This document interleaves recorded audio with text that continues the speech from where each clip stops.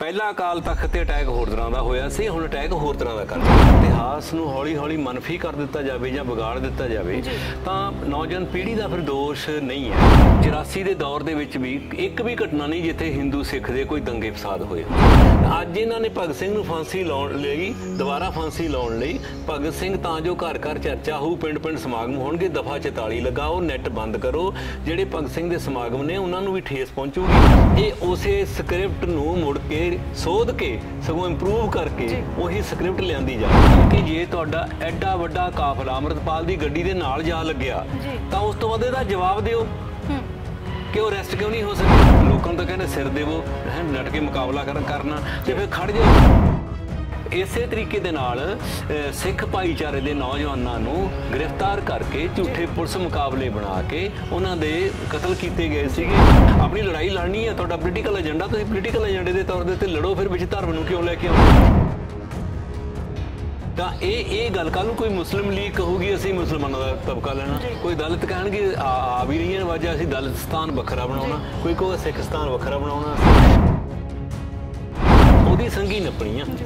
ਇਸ ਆੜ 'ਚ ਲੋਕਾਂ ਨੂੰ ਇਹ ਦਿਖਾਉਣਾ ਵੀ ਦੇਖੋ ਭਾਈ, ਜੇ ਭਾਈ ਅੰਮ੍ਰਿਤਪਾਲ ਵਰਗਿਆਂ ਨੂੰ ਤੇ ਜੇ ਅਸੀਂ ਇਹੋ ਜਿਹੀਆਂ ਸਿੱਖ ਜਥੇਬੰਦੀਆਂ ਕਹਾਉਂਦੀਆਂ ਨਹੀਂ, ਜੇ ਉਹਨਾਂ ਨੂੰ ਕਾਬੂ ਕਰ ਲਿਆ ਤਾਂ ਸੰਯੁਕਤ ਮੋਰਚੇ ਵਾਲੇ ਕਿਹੜੇ ਬਾਗ ਦੀ ਮੂਲੀ। ਹਿੰਦੂ ਜਿਹੜੇ ਵੋਟਰ ਹੈ ਉਹਨੂੰ ਪੂਰੀ ਤਰ੍ਹਾਂ ਪੈਨਿਕ ਕੀਤਾ ਜਾਵੇ, ਉਹਨੂੰ ਪੂਰੀ ਤਰ੍ਹਾਂ ਦੇ ਨਾਲ ਦਹਿਸ਼ਤ ਜ਼ਿਆਦਾ ਕਰਕੇ ਉਹਨੂੰ ਦਿਖਾਇਆ ਜਾਵੇ ਸ਼ੇਰ ਆਇਆ, ਸ਼ੇਰ ਆਇਆ। ਤੁਹਾਡੀ ਰਾਖੀ ਸਿਰਫ ਭਾਜਪਾ ਤੇ ਮੋਦੀ ਸਰਕਾਰ ਕਰ ਸਕਦੀ ਹੈ।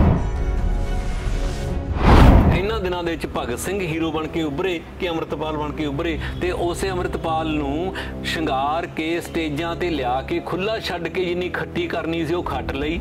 ਹੁਣ ਉਹਨੂੰ ਗ੍ਰਿਫਤਾਰ ਆਪ ਹੀ ਐਂ ਬਣਦਾ ਵੀ ਦੇਖੋ ਜੀ ਅਮਿਤ ਸ਼ਾਹ ਤੇ ਮੋਦੀ ਤਾਂ ਬੜੀ ਚੀਜ਼ ਨੇ, ਇਹਨਾਂ ਦੇ ਸਾਹਮਣੇ ਨਹੀਂ ਕੋਈ ਖੰਘ ਸਕਦਾ। ਇਹ ਸੋਹਣੀ ਖੇਡ ਹੈ ਭਗਵੰਤ ਮਾਨ ਦੀ ਕਿ ਪੰਜਾਬ ਦੀ ਜਵਾਨੀ ਆਈਲੈਟਸ ਕਰਕੇ ਪ੍ਰਦੇਸਾਂ ਨੂੰ ਦੌੜ ਗਈ।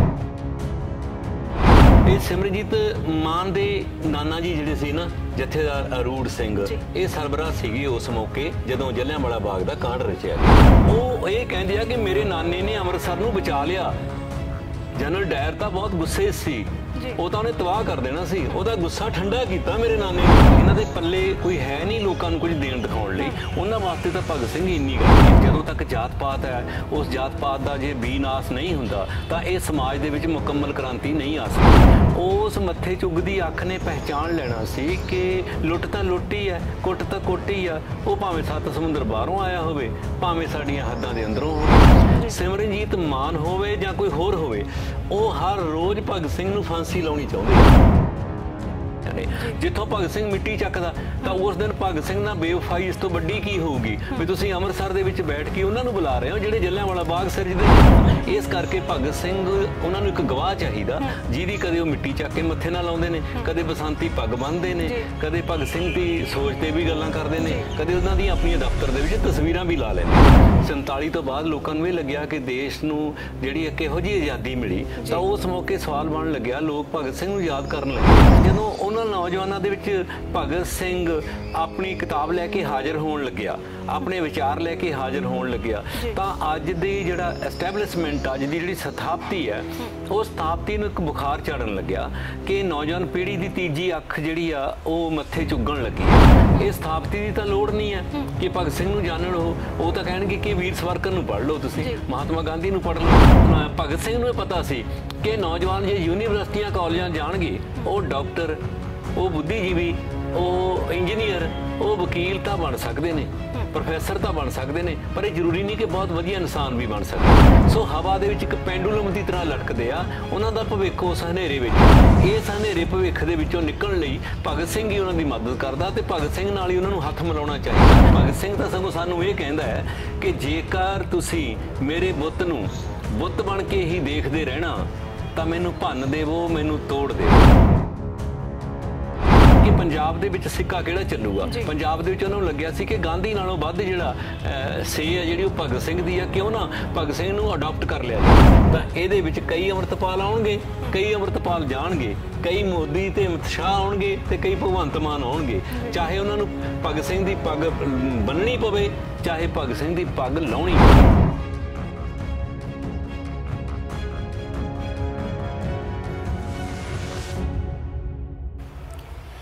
आज है शहीद आजम भगत सिंह का शहीदी दिहाड़ा।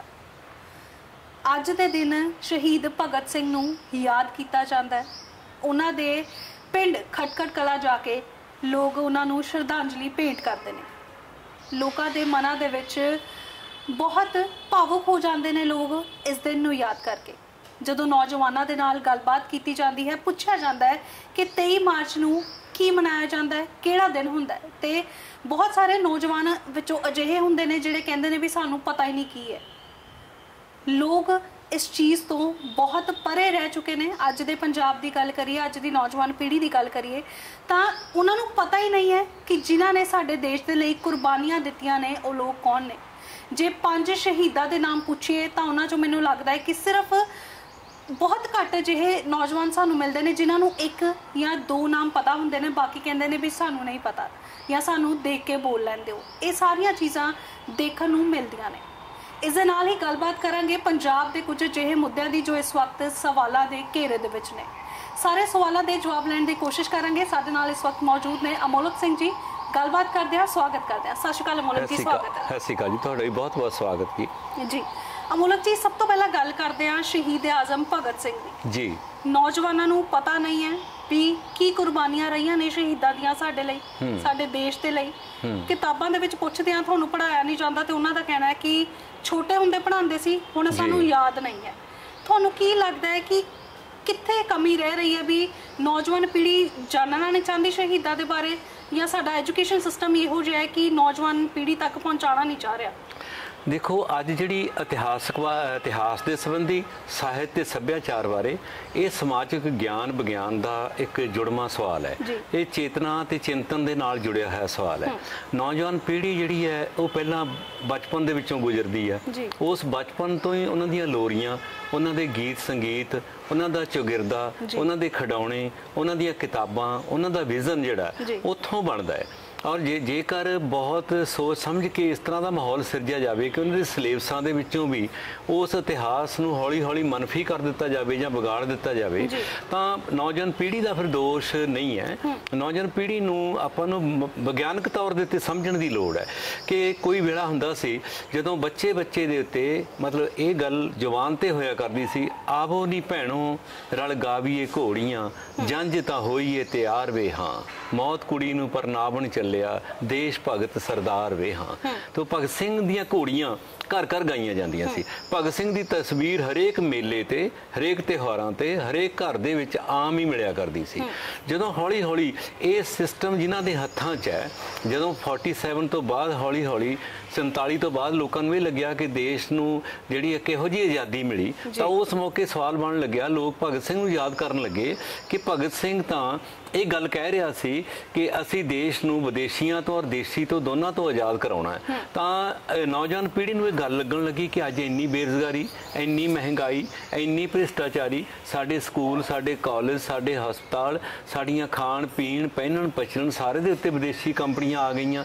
तो जदों उन्हां नौजवानों दे विच भगत सिंह अपनी किताब लैके हाज़र होण लग्या, अपने विचार लैके हाज़र होण लग्या, तो अज दी जिहड़ा एस्टैबलिशमेंट, अज दी जिहड़ी स्थापति है उस स्थापति नूं एक बुखार चढ़न लग्या कि नौजवान पीढ़ी की तीजी अख जिहड़ी आ वो मत्थे चुगण लगी आ।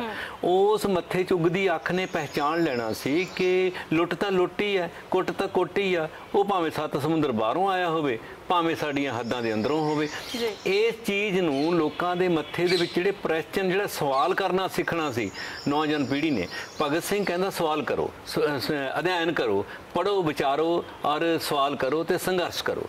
सो इस करके नौजवान पीढ़ी जे अज ये लग रहा कि नौजवान पीढ़ी के कोलों भगत सिंह दूर चलिया गया तो भगत सिंह नूं दूर करन दे वास्ते बहुत यतन किए जा रहे हैं। सो भगत सिंह दा नौजवान पीढ़ी के अंदर ਇਹੋ ਜਿਹੇ भी नौजवान हैगे ने स्कूलों कॉलेजों के विच, पिंडां दे विच। मैं एको सैकंड च एक उदाहरण देवांगा।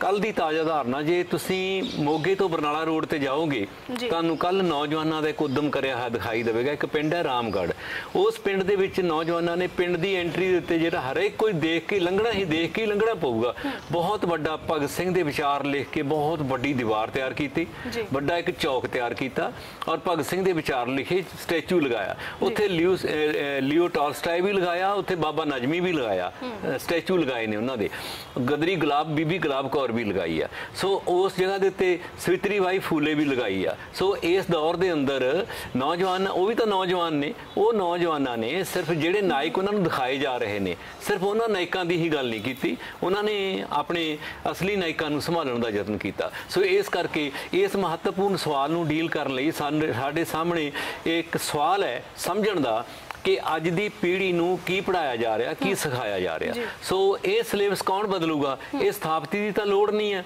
ਕਿ ਭਗਤ ਸਿੰਘ ਨੂੰ ਜਾਣਨ ਉਹ ਤਾਂ ਕਹਿਣਗੇ ਕਿ ਵੀਰ ਸਵਰਕਰ ਨੂੰ ਪੜ੍ਹ ਲਓ, ਤੁਸੀਂ ਮਹਾਤਮਾ ਗਾਂਧੀ ਨੂੰ ਪੜ੍ਹ ਲਓ, ਹੋਰ ਨਾਇਕਾਂ ਨੂੰ ਪੜ੍ਹ ਲਓ, ਪੰਡਿਤ ਜਵਾਹਰ ਲਾਲ ਨਹਿਰੂ ਤੱਕ ਲੈ ਜਾਣਗੇ। ਉਹ ਨਹੀਂ ਦੱਸਣਗੇ ਕਿ ਭਗਤ ਸਿੰਘ ਜਿਹੜਾ ਹੈ, ਉਹ ਭਗਤ ਸਿੰਘ ਨੇ ਨੌਜਵਾਨ ਪੀੜ੍ਹੀ ਵਾਸਤੇ ਤੇ ਨੌਜਵਾਨਾਂ ਦੇ ਲਿਖਿਆ, ਨੌਜਵਾਨ ਭਾਰਤ ਸਭਾ ਬਣਾਈ, ਉਹਨਾਂ ਨੇ ਨੌਜਵਾਨ ਭਾਰਤ ਸਭਾ ਦਾ ਮੈਨੀਫੈਸਟੋ ਦਿੱਤਾ। ਉਹਨਾਂ ਨੇ ਨੌਜਵਾਨਾਂ ਨੂੰ ਇਹ ਕਿਹਾ ਕਿ ਹਰ ਨੌਜਵਾਨ ਦਾ ਫਰਜ਼ ਹੈ ਕਿ ਜੇ ਸਮਾਜਿਕ ਪਰਿਵਰਤਨ ਕਰਨਾ, ਸਮਾਜ ਦੀ ਤਬਦੀਲੀ ਕਰਨੀ ਆ, ਤਾਂ ਨੌਜਵਾਨਾਂ ਨੂੰ ਕੱਖਾਂ ਦੀਆਂ ਕੁੱਲੀਆਂ ਧਾਰਿਆਂ ਤੱਕ, ਗਰੀਬ ਲੋਕਾਂ ਤੱਕ ਜਾਣਾ ਪਊਗਾ, ਖੇਤਾਂ 'ਚ ਕੰਮ ਕਰਦੇ ਮਜ਼ਦੂਰਾਂ ਤੇ ਕਿਸਾਨਾਂ ਨੂੰ ਮਿਲਣਾ ਪਊਗਾ। ਸੋ ਭਗਤ ਸਿੰਘ ਨੂੰ ਇਹ ਪਤਾ ਸੀ ਕਿ ਨੌਜਵਾਨ ਜੇ ਯੂਨੀਵਰਸਿਟੀਆਂ ਕਾਲਜਾਂ ਜਾਣਗੇ, ਉਹ ਡਾਕਟਰ, ਉਹ ਬੁੱਧੀਜੀਵੀ, ਉਹ ਇੰਜੀਨੀਅਰ, ਉਹ ਵਕੀਲ ਤਾਂ ਬਣ ਸਕਦੇ ਨੇ, ਪ੍ਰੋਫੈਸਰ ਤਾਂ ਬਣ ਸਕਦੇ ਨੇ, ਪਰ ਇਹ ਜ਼ਰੂਰੀ ਨਹੀਂ ਕਿ ਬਹੁਤ ਵਧੀਆ ਇਨਸਾਨ ਵੀ ਬਣ ਸਕਣ। ਇਸ ਕਰਕੇ ਉਸ ਭਗਤ ਸਿੰਘ ਨੂੰ ਨੌਜਵਾਨੀ ਨੂੰ ਮਿਲਣ ਦੀ ਲੋੜ ਆ, ਜਿਹੜਾ ਭਗਤ ਸਿੰਘ ਇਹ ਕਹਿੰਦਾ ਕਿ ਇੱਕ ਯੂਨੀਵਰਸਿਟੀ ਉਹ ਹੈ ਜਿਹੜੀ ਯੂਨੀਵਰਸਿਟੀ ਮਜ਼ਦੂਰਾਂ ਕਿਸਾਨਾਂ ਦੇ ਘਰਾਂ 'ਚ ਆ, ਉਹਨਾਂ ਦੇ ਖੇਤਾਂ 'ਚ, ਮਿੱਲਾਂ ਦੇ ਵਿੱਚ ਜਦੋਂ ਆਪਣਾ ਉਹ ਖੂਨ ਪਸੀਨਾ ਬਹਾਉਂਦੇ ਨੇ, ਉੱਥੇ ਆ। ਉਸ ਯੂਨੀਵਰਸਿਟੀ ਨੂੰ ਜਦੋਂ ਮਿਲਣਗੇ ਨੌਜਵਾਨ, ਤਾਂ ਉਹਨਾਂ ਨੂੰ ਪਤਾ ਲੱਗੇਗਾ ਕਿ ਮਿਹਨਤ ਮਸ਼ੱਕਤ ਕੀ ਆ, ਕਿਤੇ ਉਹਨਾਂ ਦੀ ਕਿਰਤ ਦੀ ਲੁੱਟ ਕਿਵੇਂ ਹੁੰਦੀ ਆ।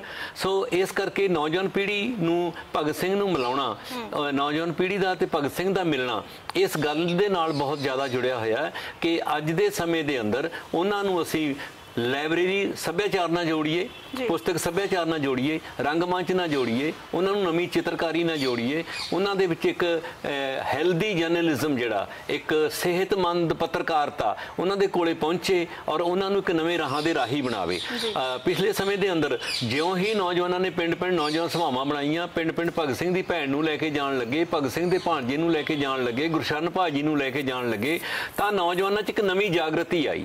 ਤਾਂ ਉਹ ਨਵੀਂ ਜਾਗਰਤੀ ਨੂੰ ਕਰਾਹੇ ਪਾਉਣ ਵਾਸਤੇ ਇੱਕ ਇਸ ਤਰ੍ਹਾਂ ਦੀ ਗਾਇਕੀ ਲਿਆਂਦੀ ਗਈ, ਜਿਹੜੀ ਗਾਇਕੀ ਨੇ ਨੌਜਵਾਨਾਂ ਨੂੰ ਸਮਾਜਿਕ ਸਰੋਕਾਰਾਂ ਤੋਂ ਬਿਲਕੁਲ ਦੂਰ ਕਰ ਦਿੱਤਾ, ਆਪਣੀ ਮਿੱਟੀ ਨਾਲੋਂ ਤੋੜ ਦਿੱਤਾ, ਆਪਣੀਆਂ ਜੜ੍ਹਾਂ ਨਾਲੋਂ ਤੋੜ ਦਿੱਤਾ। ਸੋ ਹਵਾ ਦੇ ਵਿੱਚ ਇੱਕ ਪੈਂਡੂਲਮ ਦੀ ਤਰ੍ਹਾਂ ਲਟਕਦੇ ਆ, ਉਹਨਾਂ ਦਾ ਭਵਿੱਖ ਉਸ ਹਨੇਰੇ ਵਿੱਚ ਆ। ਇਸ ਹਨੇਰੇ ਭਵਿੱਖ ਦੇ ਵਿੱਚੋਂ ਨਿਕਲਣ ਲਈ ਭਗਤ ਸਿੰਘ ਹੀ ਉਹਨਾਂ ਦੀ ਮਦਦ ਕਰਦਾ ਤੇ ਭਗਤ ਸਿੰਘ ਨਾਲ ਹੀ ਉਹਨਾਂ ਨੂੰ ਹੱਥ ਮਿਲਾਉਣਾ ਚਾਹੀਦਾ। ਭਗਤ ਸਿੰਘ ਨੂੰ ਪੜ੍ਹਨ, ਵਿਚਾਰਨ। ਭਗਤ ਸਿੰਘ ਕਹਿੰਦਾ ਕਿ ਆਓ ਗਲੇ ਲਾ ਕੇ ਮਿਲੀਏ ਤੇ ਇਹਨਾਂ ਸਾਰੀਆਂ ਸਮੱਸਿਆਵਾਂ ਦੇ ਬਜਾਏ ਅੱਗੇ ਨਿਕਲੀਏ। ਮੈਂ ਅਖੀਰ 'ਚ ਇਹੀ ਕਹਿਣਾ ਚਾਹੂੰਗਾ ਕਿ ਭਗਤ ਸਿੰਘ ਜਿਸ ਮੌਕੇ ਦੇ ਉੱਤੇ ਆਪਣੀ ਸ਼ਹਾਦਤ ਹੁੰਦੀ ਆ, ਤਾਂ ਉਸ ਮੌਕੇ 23 ਵਰ੍ਹਿਆਂ ਦਾ ਸੀ, 1931 'ਚ।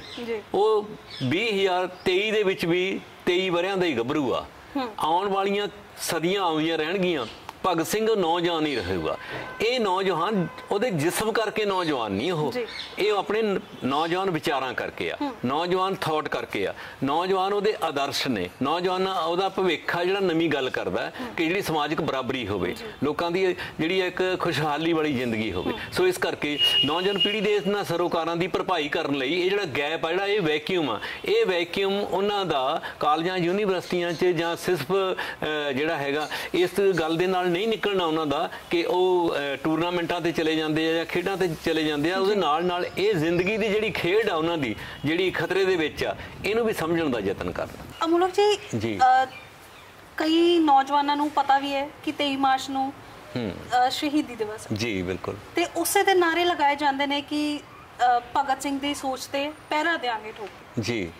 ਕੀ ਨੌਜਵਾਨ ਪੀੜ੍ਹੀ ਇਹ ਜਿਹੜੀ ਉਹਨਾਂ ਦੀ ਸੋਚ ਤੇ ਪਹਿਰਾ ਦੇ ਰਹੀ ਹੈ, ਇਹ ਸਿਰਫ ਉਸੇ ਦਿਨ ਤੱਕ ਸੀਮਿਤ ਰਹਿ ਜਾਂਦੀ ਹੈ ਜਾਂ ਉਸ ਤੋਂ ਬਾਅਦ ਵੀ ਨੌਜਵਾਨ ਪੀੜ੍ਹੀ ਇੱਥੇ ਹੀ ਚੱਲ ਰਹੀ ਹੈ? ਇਹਦੇ 'ਚ ਨਾ ਅਸਲ 'ਚ ਕਈ ਪਰਤਾਂ ਨੇ ਸਮਾਜ ਦੇ ਅੰਦਰ। ਇੱਕ ਪਰਤ ਤਾਂ ਉਹ ਜਿਹੜੀ ਕਾਫੀ ਜਾਗਰੂਕ ਆ, ਜਿਹੜੀ ਜਾਗਰੂਕ ਆ ਉਹ ਸਿਰਫ ਨਾ ਇਸੇ ਦਿਨ ਭਗਤ ਸਿੰਘ ਨੂੰ ਯਾਦ ਕਰਨ ਦੀ ਗੱਲ ਸ਼ੁਰੂ ਕਰਦੀ ਹੈ, ਨਾ ਇਸੇ ਦਿਨ ਹੀ ਉਹਦੀ ਕੋਈ ਪਰਦਾ ਗਿਰਦਾ ਹੈ ਨਾ। ਉਹਦੇ ਵਾਸਤੇ ਹਰ ਦਿਨ ਜਿਹੜਾ ਉਹ 23 ਮਾਰਚ ਵਰਗਾ ਹੀ ਦਿਨ ਆ।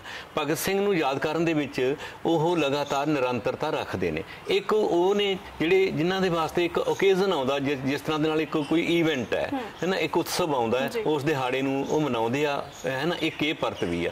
ਇੱਕ ਪਰਤਾਂ ਉਹ ਨੇ ਜਿਹੜੀਆਂ ਹਾਕਮ ਜਮਾਤਾਂ ਦੀਆਂ, ਉਹ ਗੱਲ ਹੀ ਬਿਲਕੁਲ ਵੱਖਰੀ ਆ ਉਹਨਾਂ ਦੀ। ਤਾਂ ਉਹਨਾਂ ਨੇ ਉਹ ਤਾਂ ਉਸ ਦਿਨ ਵੀ ਨਹੀਂ ਮਨਾਉਂਦੇ। ਉਸ ਦਿਨ ਉਹਨਾਂ ਨੂੰ ਭਗਤ ਸਿੰਘ ਦੀ ਇਸ ਕਰਕੇ ਜ਼ਰੂਰਤ ਹੈ ਕਿ ਭਗਤ ਸਿੰਘ ਜਿਹੜਾ ਹੈ ਉਹਨਾਂ ਦੇ ਵਾਸਤੇ ਉਹਨਾਂ ਦੇ ਪੈਰਾਂ ਦੀ ਜ਼ਮੀਨ ਥੱਲੇ ਖਿਸਕੀ ਹੋਈ ਆ, ਉਹਨਾਂ ਦੇ ਕੋਲੇ ਅੰਬਰ ਨਹੀਂ ਕੋਈ ਰਿਹਾ, ਉਹ ਪਾਉਣਾ ਉਹਨਾਂ ਦੇ ਹੱਕ 'ਚ ਨਹੀਂ ਵਗਦੀਆਂ। ਇਸ ਕਰਕੇ ਭਗਤ ਸਿੰਘ ਉਹਨਾਂ ਨੂੰ ਇੱਕ ਗਵਾਹ ਚਾਹੀਦਾ ਜਿਹਦੀ ਕਦੇ ਉਹ ਮਿੱਟੀ ਚੱਕ ਕੇ ਮੱਥੇ ਨਾਲ ਲਾਉਂਦੇ ਨੇ, ਕਦੇ ਬਸੰਤੀ ਪੱਗ ਬੰਨ੍ਹਦੇ ਨੇ, ਕਦੇ ਭਗਤ ਸਿੰਘ ਦੀ ਸੋਚ ਤੇ ਵੀ ਗੱਲਾਂ ਕਰਦੇ ਨੇ, ਕਦੇ ਉਹਨਾਂ ਦੀਆਂ ਆਪਣੀਆਂ ਦਫ਼ਤਰ ਦੇ ਵਿੱਚ ਤਸਵੀਰਾਂ ਵੀ ਲਾ ਲੈਂਦੇ ਨੇ।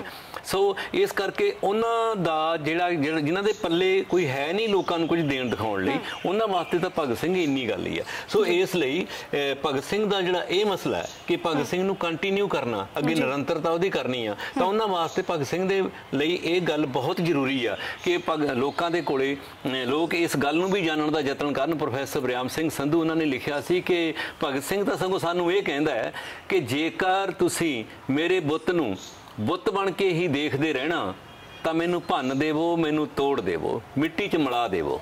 ਸੋ ਇਸ ਗੱਲ ਨੂੰ ਵੀ ਸਮਝ ਕੇ ਚੱਲਣ ਦੀ ਲੋੜ ਹੈ ਕਿ ਨੌਜਵਾਨ ਪੀੜ੍ਹੀ ਉਸ ਗੱਲ ਨੂੰ ਅੱਗੇ ਤੋਰੇਗੀ ਜੇ ਅਸੀਂ ਉਹਨਾਂ ਨੂੰ ਇੰਟੈਗਰੇਟ ਕਰਾਂਗੇ ਭਗਤ ਸਿੰਘ ਦੇ ਫਲਸਫੇ ਦੇ ਨਾਲ। ਜੀ ਜਦੋਂ ਦੀ ਆਮ ਆਦਮੀ ਪਾਰਟੀ ਦੀ ਸਰਕਾਰ ਬਣੀ ਹੈ, ਭਗਵੰਤ ਮਾਨ ਨੇ ਸੀਐਮ ਦਾ ਅਹੁਦਾ ਸੰਭਾਲਿਆ, ਉਹਨਾਂ ਨੇ ਜੀ ਸਹੁੰ ਚੁੱਕਣ ਗਏ ਸੀਗੇ ਖਟਕੜ ਕਲਾਂ।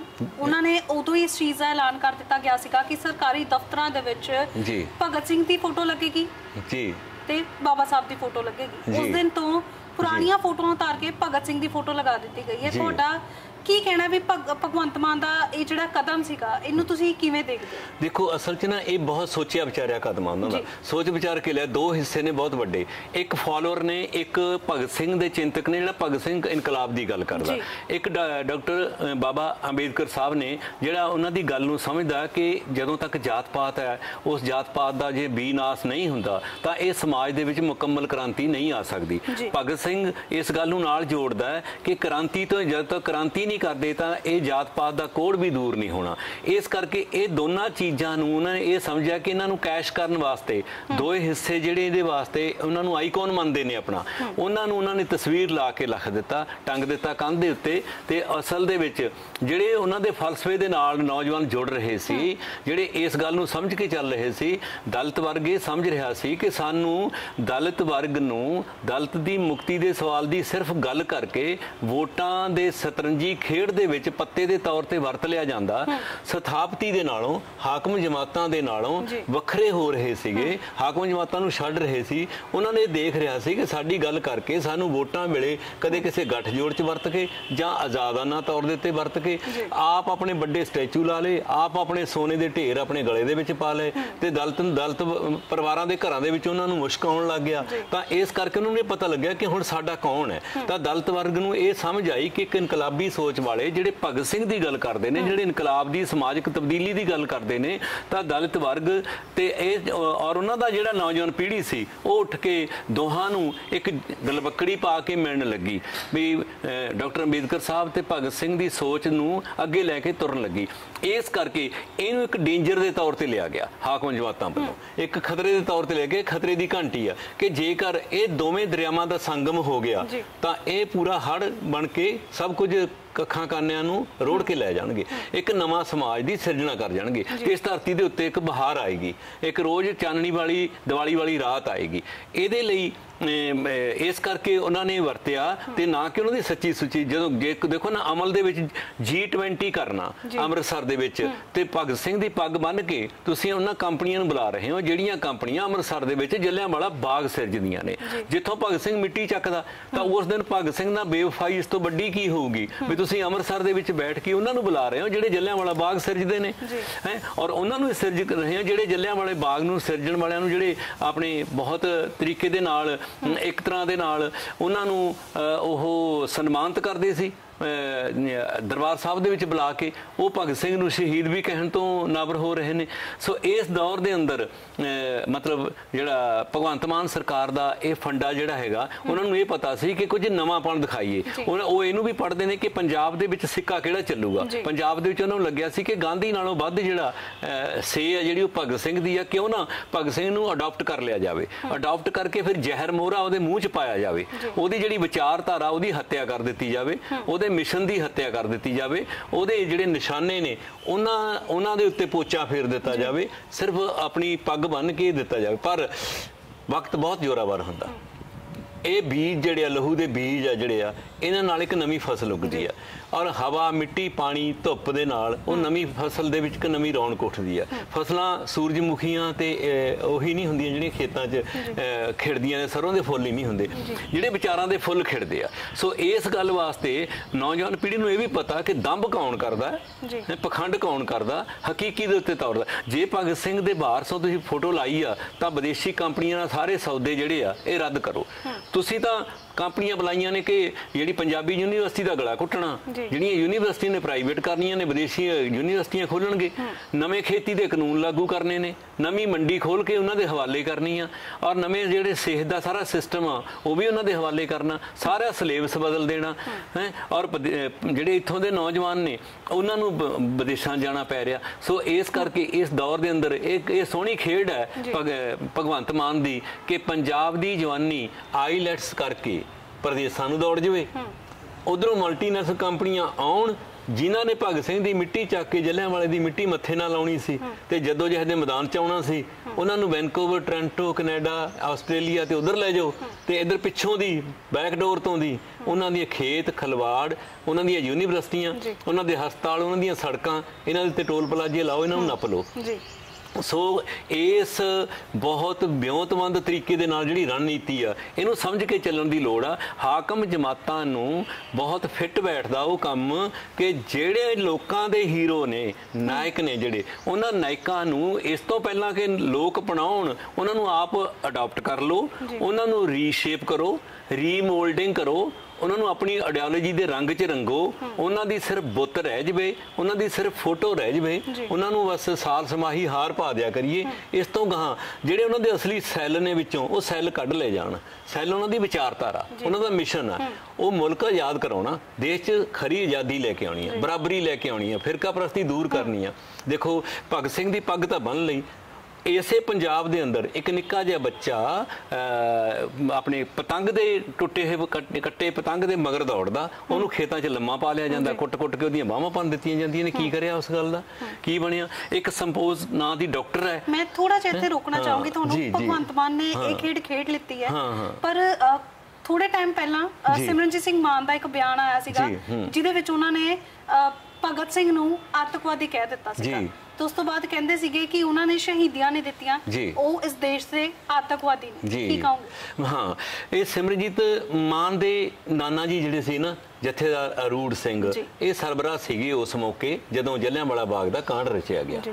ਉਸ ਤੋਂ ਬਾਅਦ ਉਹਨਾਂ ਨੇ ਦਰਬਾਰ ਸਾਹਿਬ ਦੇ ਵਿੱਚ ਸ਼ਾਮ ਨੂੰ ਜਨਰਲ ਡਾਇਰ ਨੂੰ ਬੁਲਾਇਆ ਔਰ ਉਹਨੂੰ ਬੁਲਾ ਕੇ ਸਨਮਾਨਿਤ ਕੀਤਾ। ਉਹਨੇ ਕਿਹਾ ਕਿ ਮੈਂ ਸਿੱਖ ਨਹੀਂ, ਉਹਨੂੰ ਕਹਿੰਦੇ ਤੂੰ ਸਾਡਾ ਟੋਪੀ ਵਾਲਾ ਸਿੱਖ ਆ। ਉਹ ਕਹਿੰਦਾ ਮੈਂ ਤਾਂ ਸਿਗਰਟਾਂ ਪੀਣਾ। ਉਹ ਕਹਿੰਦੇ ਕੋਈ ਗੱਲ ਨਹੀਂ, ਤੂੰ ਸਿਗਰਟ ਘਟਾ ਦੀ। ਉਹ ਕਹਿੰਦਾ ਮੈਂ ਚਲੋ ਕੋਈ ਗੱਲ ਨਹੀਂ, ਫਿਰ ਮੈਂ 1 ਸਾਲ ਦੀ 1 ਸਿਗਰਟ ਘੱਟ ਕਰ ਦੂੰਗਾ। ਉਹ ਕਹਿੰਦੇ ਵੀ ਕੋਈ ਗੱਲ ਨਹੀਂ, ਇੰਨਾ ਹੀ ਬੜਾ, ਇੰਨਾ ਹੀ ਬਹੁਤ ਆ। ਤੇ ਉਸ ਤੋਂ ਬਾਅਦ ਉਹਨਾਂ ਦਾ ਸਨਮਾਨ ਕੀਤਾ।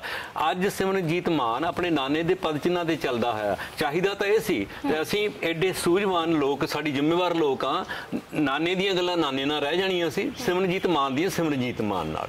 ਜੇ ਸਿਮਰਨਜੀਤ ਮਾਨ ਇਹ ਕਹਿੰਦੇ ਵੀ ਇਹ ਤਾਂ ਮੇਰੇ ਨਾਨੇ ਦਾ ਕੰਮ ਹੈ, ਮੇਰਾ ਤਾਂ ਕੋਈ ਮਸਲਾ ਨਹੀਂ, ਉਹ ਇਹ ਕਹਿੰਦੇ ਆ ਕਿ ਮੇਰੇ ਨਾਨੇ ਨੇ ਅੰਮ੍ਰਿਤਸਰ ਨੂੰ ਬਚਾ ਲਿਆ। ਜਨਰਲ ਡਾਇਰ ਤਾਂ ਬਹੁਤ ਗੁੱਸੇ ਸੀ, ਉਹ ਤਾਂ ਉਹਨੇ ਤਬਾਹ ਕਰ ਦੇਣਾ ਸੀ, ਉਹਦਾ ਗੁੱਸਾ ਠੰਡਾ ਕੀਤਾ ਮੇਰੇ ਨਾਨੇ ਨੇ। ਮੇਰੇ ਨਾਨੇ ਦਾ ਤਾਂ ਧੰਨਵਾਦ ਕੌਮ ਨੂੰ ਕਰਨਾ ਚਾਹੀਦਾ। ਤੇ ਭਗਤ ਸਿੰਘ ਅੱਤਵਾਦੀ ਸੀਗਾ, ਬਈ ਉਹਨੇ ਭਗਤ ਸਿੰਘ ਨੂੰ ਅੱਤਵਾਦੀ ਕਿਉਂ ਕਹਿ ਰਿਹਾ? ਅੰਗਰੇਜ਼ ਵੀ ਅੱਤਵਾਦੀ ਕਹਿੰਦੇ ਸੀ, ਉਹਨਾਂ ਦੀ ਡਾਇਰੀ 'ਚ ਲਿਖਿਆ। ਅੱਜ ਤੱਕ ਭਾਰਤ ਦੀ ਸਰਕਾਰ ਉਹਨੂੰ ਅੱਤਵਾਦੀ ਕਹਿੰਦੀ ਆ। ਗਦਰੀ ਬਾਬਿਆਂ ਨੂੰ ਵੀ, ਬੱਬਰ ਕਾਲੀਆਂ ਨੂੰ ਵੀ, ਤੇ ਕੂਕਾ ਲਹਿਰ ਨੂੰ ਵੀ, ਤੇ ਭਗਤ ਸਿੰਘ ਨੂੰ ਵੀ ਕੌਮੀ ਤੌਰ ਦੇ ਉੱਤੇ ਸ਼ਹੀਦ ਦੀ ਮਾਨਤਾ ਨਹੀਂ ਦਿੱਤੀ ਜਾ ਰਹੀ। ਸੋ ਜਿਹੜਾ ਸਿਮਰਨਜੀਤ ਮਾਨ ਹੈ ਇਸ ਮੌਕੇ ਸਾਮਰਾਜਵਾਦ ਦਾ ਵਫਾਦਾਰ ਇੱਕ ਸਿਪਾਹੀ ਬਣ ਕੇ ਉਹਨਾਂ ਦੀ ਬੋਲੀ ਬੋਲਦਾ। ਜਿਹੜਾ ਕੰਮ ਬਰਤਾਨਵੀ ਸਾਮਰਾਜ ਤਾਂ ਮੁਆਫੀਆਂ ਮੰਗਦੀ ਆ ਵੀ ਉਹ ਤਾਂ ਪਿੱਛੇ ਹਟੀ ਹੋਈ ਆ, ਸਗੋਂ ਉਸ ਤੋਂ ਵੀ ਵੱਧ ਵਫਾਦਾਰ ਬਣ ਕੇ ਸਾਹਮਣੇ ਆ ਰਿਹਾ। ਤੇ ਅੱਜ ਕਿਉਂਕਿ ਫਿੱਟ ਬੈਠਦੇ ਆ ਉਹਨਾਂ ਨੂੰ, ਇਹਦੇ 'ਚ ਮੈਂ ਖਾਸ ਤੌਰ ਦੇ ਇਹ ਗੱਲ ਕਹਿਣੀ ਚਾਹੂੰਗਾ ਕਿਉਂਕਿ ਅੱਜ ਭਗਤ ਸਿੰਘ ਹੋ ਰਹੀ ਸੀ, ਨੌਜਵਾਨ ਪੀੜ੍ਹੀ ਇਹ ਸਮਝ ਰਹੀ ਸੀ, ਭਗਤ ਸਿੰਘ ਨੂੰ ਜਾਣ ਕੇ ਅੱਗੇ ਤੁਰ ਰਹੀ ਸੀ। ਸਿਮਰਨਜੀਤ ਮਾਨ ਵਰਗੇ ਜਿੰਨੇ ਵੀ ਉਹ ਲੋਕ ਵਿਦੇਸ਼ੀਆਂ ਦੇ ਤੇ ਦੇਸੀਆਂ ਦੇ ਯਾਰ ਨੇ, ਜਿਹੜੇ ਸਿਸਟਮ ਦੇ ਯਾਰ ਨੇ ਉਹਨਾਂ ਵਾਸਤੇ ਭਗਤ ਸਿੰਘ ਇੱਕ ਭੂਤ ਦਿਖਾਈ ਦਿੰਦਾ ਉਹਨਾਂ ਨੂੰ, ਉਹਨਾਂ ਤੋਂ ਡਰ ਲੱਗਦਾ ਭਗਤ ਸਿੰਘ ਤੋਂ। ਇਸ ਕਰਕੇ ਭਗਤ ਸਿੰਘ ਨੂੰ ਇੱਕ ਤਾਂ 23 ਮਾਰਚ 1931 ਨੂੰ ਜਿਸਮਾਨੀ ਤੌਰ ਤੇ ਫਾਂਸੀ ਲਾਇਆ ਗਿਆ ਸੀ। ਸਿਮਰਨਜੀਤ ਮਾਨ ਹੋਵੇ ਜਾਂ ਕੋਈ ਹੋਰ ਹੋਵੇ, ਉਹ ਹਰ ਰੋਜ਼ ਭਗਤ ਸਿੰਘ ਨੂੰ ਫਾਂਸੀ ਲਾਉਣੀ ਚਾਹੁੰਦੇ ਆ ਕਿ ਉਹਦੇ ਵਿਚਾਰਾਂ ਨੂੰ ਫਾਂਸੀ ਲਾਉਣੀ ਚਾਹੁੰਦੇ ਆ ਕਿ ਭਗਤ ਸਿੰਘ ਇਹ ਕੀ ਗੱਲ ਹੋਈ, ਫਾਂਸੀ ਤੇ ਤਾਂ ਚਾੜਿਆ ਵੀ ਪਰ ਮਰਿਆ ਤਾਂ ਹੈ ਨਹੀਂ, ਉਹ ਤਾਂ ਰੋਜ਼ ਜਿੰਦਾ ਹੋ ਗਿਆ। ਇਸ ਕਰਕੇ ਅਸੀਂ ਇੱਥੇ ਇਹੀ ਕਹਿਣਾ ਚਾਹਾਂਗੇ ਕਿ ਇਹਦਾ ਜਵਾਬ ਦਿੱਤਾ ਹੈ ਪੰਜਾਬ ਦੇ ਲੋਕਾਂ ਨੇ ਬਹੁਤ ਜ਼ੋਰਦਾਰ ਤਰੀਕੇ ਦੇ ਨਾਲ, ਔਰ ਸਿਮਰਜੀਤ ਮਾਨ ਨੂੰ ਇਹਦਾ ਆਨਸਰ ਦਿੱਤਾ ਉਸ ਗੱਲ ਦਾ। ਉਹ ਚਾਦਰ ਵਿਛਾਉਂਦੇ ਆ, ਉਹ ਤਾਂ ਆਪਣੇ ਪੈਸੇ ਇਕੱਠੇ ਕਰਨੇ ਨੇ ਤੇ ਸ਼ਹੀਦਾਂ ਦਾ ਮੁੱਲ ਵੱਟਣਾ ਤੇ ਪੰਜਾਬ ਦੇ ਲੋਕਾਂ ਦੇ ਨਾਲ ਦਗਾ ਕਰਨਾ। ਤੋ ਇਸ ਕਰਕੇ ਬੜੀ ਕਲੀਅਰ ਕੱਟ ਸਾਡੀ ਗੱਲ ਹੈ ਕਿ ਪੰਜਾਬ ਦੇ ਲੋਕਾਂ ਨੂੰ ਇਹਨਾਂ ਨੂੰ ਸਮਝਣਾ ਚਾਹੀਦਾ ਕਿ ਅਸਲ ਦੇ ਵਿੱਚ ਭਗਤ ਸਿੰਘ ਨੂੰ ਇਹ ਕਹਿਣ ਪਿੱਛੇ ਗੱਲ ਇਹ ਹੈ ਕਿ ਵਿਦੇਸ਼ੀਆਂ ਨੂੰ ਦਿਖਾਇਆ ਜਾ ਰਿਹਾ ਕਿ ਅਸੀਂ ਤੁਹਾਡੇ ਵਫਾਦਾਰ ਜਿਉਂਦੇ ਜਾਗਦੇ ਹਾਂ, ਰੂੜ ਸਿੰਘ ਦੇ ਵਾਰਸ ਜਿਉਂਦੇ ਨੇ, ਉਹ ਕੰਮ ਕੀਤਾ ਜਾ ਰਿਹਾ ਜੀ। ਲੱਗੇ ਹੱਥ ਅੰਮ੍ਰਿਤਪਾਲ ਸਿੰਘ ਦੀ ਵੀ ਗੱਲ ਕਰ ਲੈਣੇ ਆ। ਮੁੱਦਾ ਬਹੁਤ ਜ਼ਿਆਦਾ ਭਖਿਆ ਹੋਇਆ, ਆਪਰੇਸ਼ਨ ਅੰਮ੍ਰਿਤਪਾਲ, ਮਿਸ਼ਨ ਅੰਮ੍ਰਿਤਪਾਲ, ਸਾਰੇ ਚੈਨਲਾਂ ਤੇ ਇਹੀ ਦਿਖਾ ਰਹੇ ਨੇ ਵੀ ਪੁਲਿਸ ਪ੍ਰਸ਼ਾਸਨ ਤੇ ਸਵਾਲ ਉੱਠ ਰਹੇ ਨੇ, ਸਰਕਾਰਾਂ ਤੇ ਸਵਾਲ ਉੱਠ ਰਹੇ ਨੇ ਵੀ ਅੰਮ੍ਰਿਤਪਾਲ ਨੂੰ ਗ੍ਰਿਫਤਾਰ ਨਹੀਂ ਕਰ ਪਾ ਰਹੇ। ਕੀ ਕਾਰਨ ਹੈ? ਲੋਕ ਡਰੇ ਸਹਿਮੇ ਵੀ ਹੋਏ ਨੇ ਜੀ। ਦੇਖੋ ਪੰਜਾਬ ਦੇ ਵਿੱਚ ਇਹ ਨਾ ਦੂਜੀ ਵਾਰੀ ਮਹੱਤਵਪੂਰਨ ਇੱਕ ਨਾਟਕ ਖੇਡਿਆ ਜਾ ਰਿਹਾ। ਇੱਕ ਨਾਟਕ 84 ਤੋਂ ਪਹਿਲਾਂ ਖੇਡਿਆ ਗਿਆ ਸੀ। ਉਸ ਨਾਟਕ ਦੇ ਵਿੱਚ ਨਾਇਕ ਖਲਨਾਇਕ ਲੋਕਾਂ ਨੇ ਕਾਫੀ ਪਹਿਚਾਣ ਕੀਤੀ ਸੀ, ਤਾਂ ਹੀ ਬਚੇ ਸੀ। ਪੰਜਾਬ ਦੇ ਵਿੱਚ 84 ਦੇ ਦੌਰ ਦੇ ਵਿੱਚ ਵੀ ਇੱਕ ਵੀ ਘਟਨਾ ਨਹੀਂ ਜਿੱਥੇ ਹਿੰਦੂ ਸਿੱਖ ਦੇ ਕੋਈ ਦੰਗੇ ਫਸਾਦ ਹੋਏ ਹੋਣ।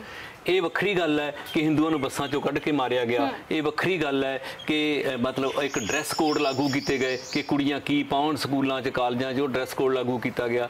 ਜਿਹੜਾ ਕੋਈ ਹੱਕ ਸੱਚ ਦੀ ਆਵਾਜ਼ ਬੁਲੰਦ ਕਰਦਾ ਲੇਖਕ ਕਵੀ, ਉਹਨਾਂ ਦਾ ਅਵਤਾਰ ਪਾਸ਼ ਹੋਵੇ। ਜਿਹੜਾ ਭਗਤ ਸਿੰਘ ਰਾਜਗੁਰੂ ਸੁਖਦੇਵ ਦਾ ਸ਼ਹੀਦੀ ਦਿਹਾੜਾ ਨਾ, ਇਹੀ ਸ਼ਹੀਦੀ ਦਿਹਾੜਾ ਪਾਸ਼ ਦਾ ਵੀ ਆ, ਹੈ ਨਾ। ਪਾਸ਼ ਵੀ 23 ਮਾਰਚ 1988 ਨੂੰ ਸ਼ਹੀਦ ਕੀਤਾ ਗਿਆ ਸੀ। ਇਹ ਉਸ ਖਾਲਿਸਤਾਨੀ ਜਿਹੜੇ ਆ ਦਹਿਸ਼ਤਗਰਦ ਲੋਕ ਆ ਉਹਨਾਂ ਵੱਲੋਂ ਸ਼ਹੀਦ ਕੀਤਾ ਗਿਆ ਸੀ। ਸੋ ਇਸ ਦੌਰ ਦੇ ਅੰਦਰ ਪੂਰੀ ਤਰ੍ਹਾਂ ਦੇ ਨਾਲ ਜਿਹੜਾ ਲੋਕਾਂ ਦੇ ਸਾਹਮਣੇ ਇੱਕ ਮਾਹੌਲ ਖੜਾ ਕੀਤਾ ਗਿਆ ਸੀ, ਉਹ ਮਾਹੌਲ ਦੁਆਰਾ ਸਿਰਜਣ ਦਾ ਇੱਕ ਯਤਨ ਕੀਤਾ ਜਾ ਰਿਹਾ ਕਿ ਮੁਲਕ ਇਹਦਾ ਅਸੀਂ ਇਹ ਸਮਝਦੇ ਹਾਂ ਕਿ ਇਹ ਜਿਹੜਾ ਥੀਏਟਰ ਆ ਨਾ, ਇਹ ਕੌਮੀ ਪੱਧਰ ਦਾ ਰੰਗਮੰਚ ਹੈ।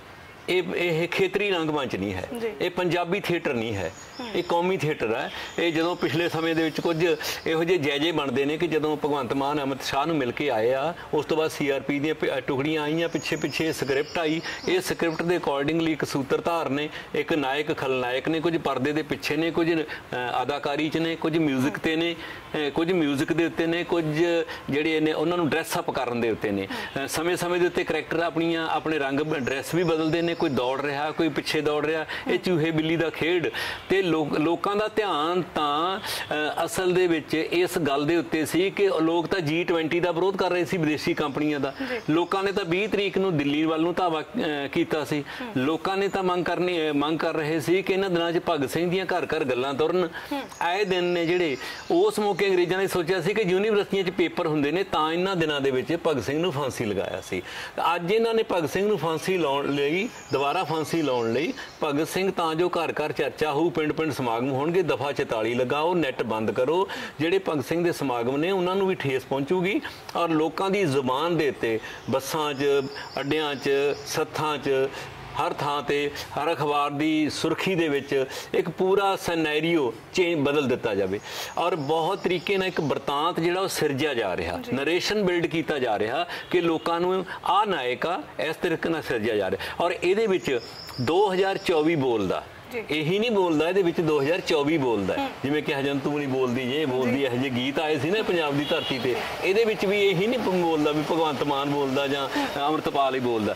ਇਸ ਕਰਕੇ ਲੋਕਾਂ ਨੇ ਨਹੀਂ 2024 ਤੋਂ ਪਹਿਲਾਂ ਮਸਲੇ ਉਠਾਉਣੇ ਸੀ ਕਿ ਵਿਦੇਸ਼ੀਆਂ ਨਾਲੋਂ ਨਾਤਾ ਤੋੜੋ, ਸਾਡੀ ਜਿਹੜੀ ਸਿੱਖਿਆ ਜਿਹੜੀ ਆ ਇਹਦਾ ਸਰਕਾਰੀਕਰਨ ਕਰੋ, ਸਿਹਤ ਜਿਹੜੀ ਆ ਲੋਕਾਂ ਵਾਸਤੇ ਜ਼ਰੂਰੀ ਕਰੋ, ਸਿੱਖਿਆ ਪ੍ਰਣਾਲੀ ਦੇ ਵਿੱਚ ਸੁਧਾਰ ਕਰਕੇ ਜਿਹੜੀਆਂ ਨਵੀਆਂ ਨੀਤੀਆਂ ਲੈ ਕੇ ਆ ਰਹੇ ਉਹਨਾਂ ਨੂੰ ਰੱਦ ਕਰੋ, ਤਾਂ ਜੋ ਏਜੰਡਾ ਜਿਹੜਾ ਲੋਕਾਂ ਦਾ ਬਦਲ ਕੇ ਲੋਕਾਂ ਦੇ ਸਾਹਮਣੇ ਹਿੰਦੂ ਸਿੱਖ ਦਾ, ਹਿੰਦੂ ਮੁਸਲਿਮ ਦਾ, ਉਹ ਏਜੰਡੇ ਜਿਹੜੇ ਬਣਾਉਣੇ ਨੇ, ਇਹ ਕਾਬੂ ਹਵਾ ਬਣਾਉਣੀ ਆ ਪੂਰੇ ਦੇਸ਼ ਵਾਸਤੇ। ਇਸੇ ਕਰਕੇ ਅਸਾਮ ਵੱਲ ਲਿਜਾਏ ਜਾ ਰਹੇ ਨੇ, ਨੈਸ਼ਨਲ ਮੀਡੀਆ 'ਚ ਗੋਦੀ ਮੀਡੀਆ ਇਸ ਪੂਰੇ ਤਰ੍ਹਾਂ ਨਾਲ ਬਿਲਡ ਕਰੂਗਾ। ਇੱਕ ਤਰ੍ਹਾਂ ਦੇ ਨਾਲ ਮੋਦੀ ਅਮਿਤ ਸ਼ਾਹ ਦਾ ਭਾਜਪਾ ਦਾ ਜਿਹੜਾ ਹਿੰਦੂਤਵ ਦਾ ਏਜੰਡਾ, ਉਸ ਏਜੰਡੇ ਦਾ ਕੇਂਦਰੀ ਬਿੰਦੂ ਆ। ਜਿਵੇਂ ਰਾਤੀ ਭੁਚਾਲ ਦੇ ਝਟਕੇ ਆਏ ਆ ਨਾ, ਇਹਦਾ ਜਿਹੜਾ ਸੈਂਟਰ ਬਿੰਦੂ ਆ ਇਸ ਭੁਚਾਲ ਦਾ, ਉਹ ਕੇਂਦਰੀ ਬਿੰਦੂ 2024 ਦੀਆਂ ਚੋਣਾਂ ਨੇ। ਉਸ ਤੋਂ ਪਹਿਲਾਂ ਹਿੰਦੂ ਜਿਹੜੇ ਵੋਟਰ ਹੈ ਉਹਨੂੰ ਪੂਰੀ ਤਰ੍ਹਾਂ ਪੈਨਿਕ ਕੀਤਾ ਜਾਵੇ, ਉਹਨੂੰ ਪੂਰੀ ਤਰ੍ਹਾਂ ਦੇ ਨਾਲ ਦਹਿਸ਼ਤ ਜਦਾ ਕਰਕੇ ਉਹਨੂੰ ਦਿਖਾਇਆ ਜਾਵੇ ਸ਼ੇਰ ਆਇਆ। ਤੁਹਾਡੀ ਰਾਖੀ ਸਿਰਫ ਭਾਜਪਾ ਤੇ ਮੋਦੀ ਸਰਕਾਰ ਕਰ ਸਕਦੀ ਆ, ਜਿਹਨੂੰ ਆਪ ਲਿਆ ਕੇ ਪੈਰਾਸ਼ੂਟ ਰਾਹੀਂ ਉਤਾਰਿਆ,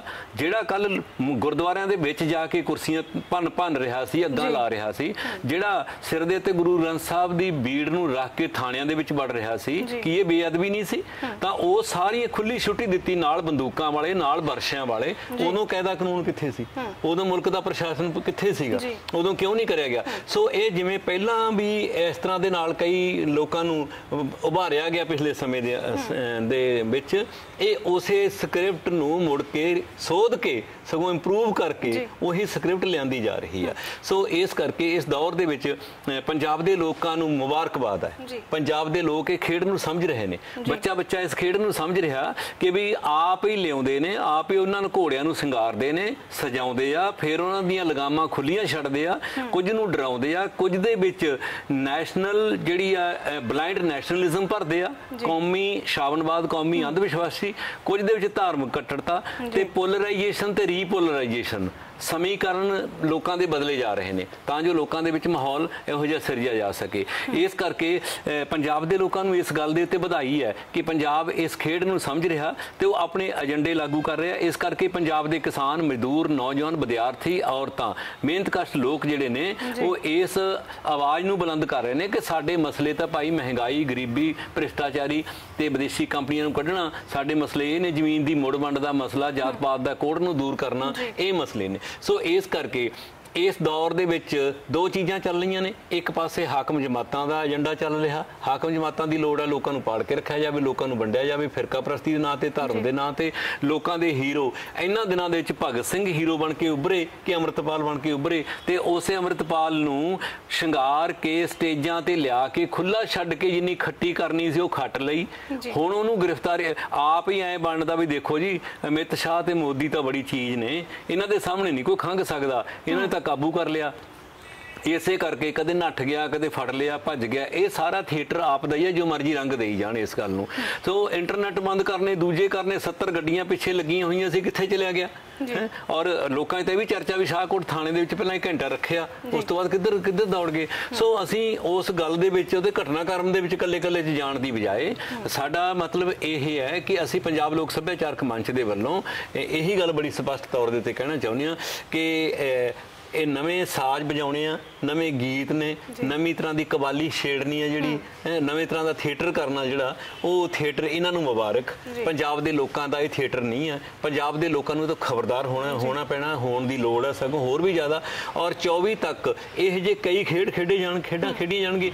ਇਸ ਤੋਂ ਬਾਅਦ ਨਵੇਂ ਨਾਇਕ, ਇਹਨਾਂ ਕੋਲ ਖਲਨਾਇਕ ਮੁੱਕੇ ਨਹੀਂ, ਬੜੇ ਇਹਨਾਂ ਕੋਲੇ ਪੱਤੇ ਨੇ, ਇਸ ਤਰ੍ਹਾਂ ਦੇ ਪੱਤੇ ਆਉਣਗੇ। ਸੋ ਇਹਨਾਂ ਤੋਂ ਚਕੰਨੇ ਰਹਿ ਕੇ ਆਪਣੀ ਜਿਹੜੀ ਹੈ ਫਿਰਕੂ ਸਾਂਝ ਬਣਾ ਕੇ ਰੱਖਣੀ, ਭਾਈਚਾਰਕ ਸਾਂਝ ਬਣਾ ਕੇ ਰੱਖਣੀ, ਮਿਹਨਤਕਸ਼ ਲੋਕਾਂ ਦਾ ਆਪਣਾ ਏਕਾ ਬਣਾ ਕੇ ਰੱਖਣਾ, ਆਪਣੇ ਨਾਇਕ ਨੂੰ ਘੁੱਟ ਕੇ ਗਲੇ ਨਾਲ ਲਾਉਣਾ ਤੇ ਆਪਣਾ ਨਿਸ਼ਾਨਾ ਸੇਧ ਕੇ ਇਸ ਮੁਲਕ ਦੇ ਅੰਦਰ ਖਰੀ ਆਜ਼ਾਦੀ, ਜਮਹੂਰੀਅਤ, ਬਰਾਬਰੀ, ਸੈਕੂਲਰਿਜ਼ਮ ਦੇ ਲਈ ਔਰ ਇੱਕ ਸਾਂਝੀਵਾਲਤਾ ਸਿਰਜਣ ਲਈ ਔਰ ਬੇਗਮਪੁਰਾ ਸਿਰਜਣ ਲਈ ਲੋਕਾਂ ਨੂੰ ਸੋਚਣ ਦੀ, ਵਿਚਾਰਨ ਦੀ ਤੇ ਸੰਘਰਸ਼ ਕਰਨ ਦੀ ਲੋੜ ਆ। ਫੇਰ ਹੀ ਤੁਸੀਂ ਡਾਕਟਰ ਅੰਬੇਦਕਰ ਸਾਹਿਬ ਨੂੰ ਜਾਂ ਭਗਤ ਸਿੰਘ ਨੂੰ ਹਕੀਕੀ ਮਾਇਨਿਆਂ ਦੇ ਵਿੱਚ ਸਾਡਾ ਭਾਈਚਾਰਾ ਮਾਣ ਸਕੂਗਾ, ਜੇਕਰ ਅਸੀਂ ਅਜਿਹਾ ਗੁਲਸ਼ਨ, ਜਿਹੜਾ ਅਜਿਹਾ ਬਗੀਚਾ ਲਾਉਨੇ ਆ, ਅਜਿਹੀ ਖੁਸ਼ਬੂ ਵਾਲਾ ਮਾਹੌਲ ਸਿਰਜਦੇ ਆ।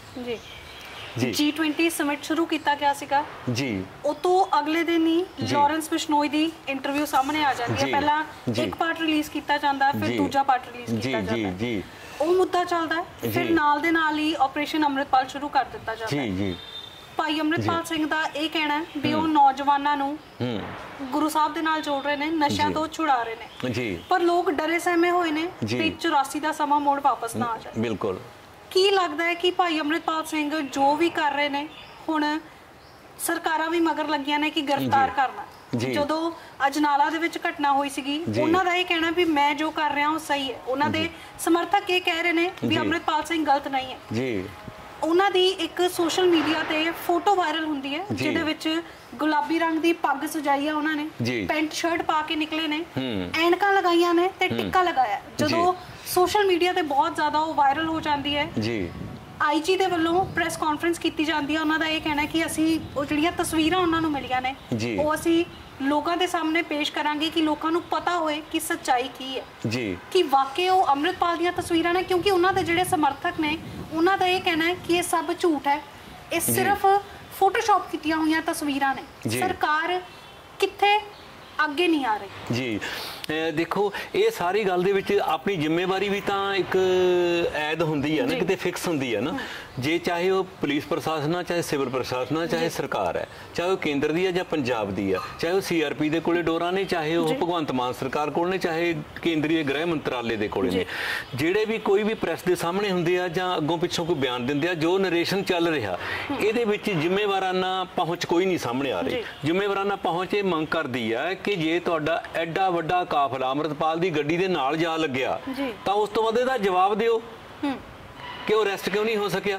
ਉਹ ਤਾਂ ਹਰ ਰੋਜ਼ ਕਹਿ ਰਿਹਾ ਸੀ। ਅੰਮ੍ਰਿਤਪਾਲ ਨੂੰ ਵੀ ਸਵਾਲ ਹੈ ਜਿਹੜਾ ਇਹ ਕਹਿੰਦਾ ਸੀ ਮੈਂ ਕਿਤੇ ਨਹੀਂ ਜਾਂਦਾ, ਮੈਂ ਸਿਰਾਂ ਦੀ ਲੋੜ ਹੈ, ਮੈਂ ਕਿਤੇ ਜੇ ਅੰਮ੍ਰਿਤਪਾਲ ਸੱਚੀ ਨੱਠਿਆ ਤਾਂ ਇਹ ਅੰਮ੍ਰਿਤਪਾਲ ਦੇ ਉੱਤੇ ਸਵਾਲ ਹੈ ਕਿ ਵੀ ਇਹ ਨੱਠਣ ਦੀ, ਪੱਗਾਂ ਬਦਲਣ ਦੀ, ਐਨਕਾਂ ਲਾਉਣ ਦੀ ਜਾਂ ਕਿਸੇ ਮੋਟਰਸਾਈਕਲ ਤੇ ਚੜ੍ਹ ਕੇ ਜਾਣ ਦੀ, ਲੁਕਣ ਛਿਪਣ ਦੀ ਤਾਂ ਕੋਈ ਲੋੜ ਨਹੀਂ ਹੈ। ਜੇ ਤੂੰ ਕਹਿ ਰਿਹਾ ਕਿ ਲੋਕਾਂ ਨੂੰ ਤਾਂ ਕਹਿੰਦੇ ਸਿਰ ਦੇਵੋ, ਡਟ ਕੇ ਮੁਕਾਬਲਾ ਕਰਨਾ ਤੇ ਫਿਰ ਖੜ ਜਾਓ, ਹੈ ਨਾ। ਇਹ ਉਹਨਾਂ ਵਾਸਤੇ ਸਵਾਲ ਹੈ ਤੇ ਸਰਕਾਰ ਵਾਸਤੇ ਇਹ ਆ ਵੀ ਇਹ ਸੋਹਣਾ ਕੰਮ ਆ। ਤੁਸੀਂ ਕਹਿੰਦੇ ਹੋ ਵੀ ਅਸੀਂ ਫੋਟੋਆਂ ਦਿਖਾਵਾਂਗੇ, ਅਸੀਂ ਤੁਹਾਨੂੰ ਦੱਸਾਂਗੇ ਹਕੀਕਤ ਕੀ ਆ।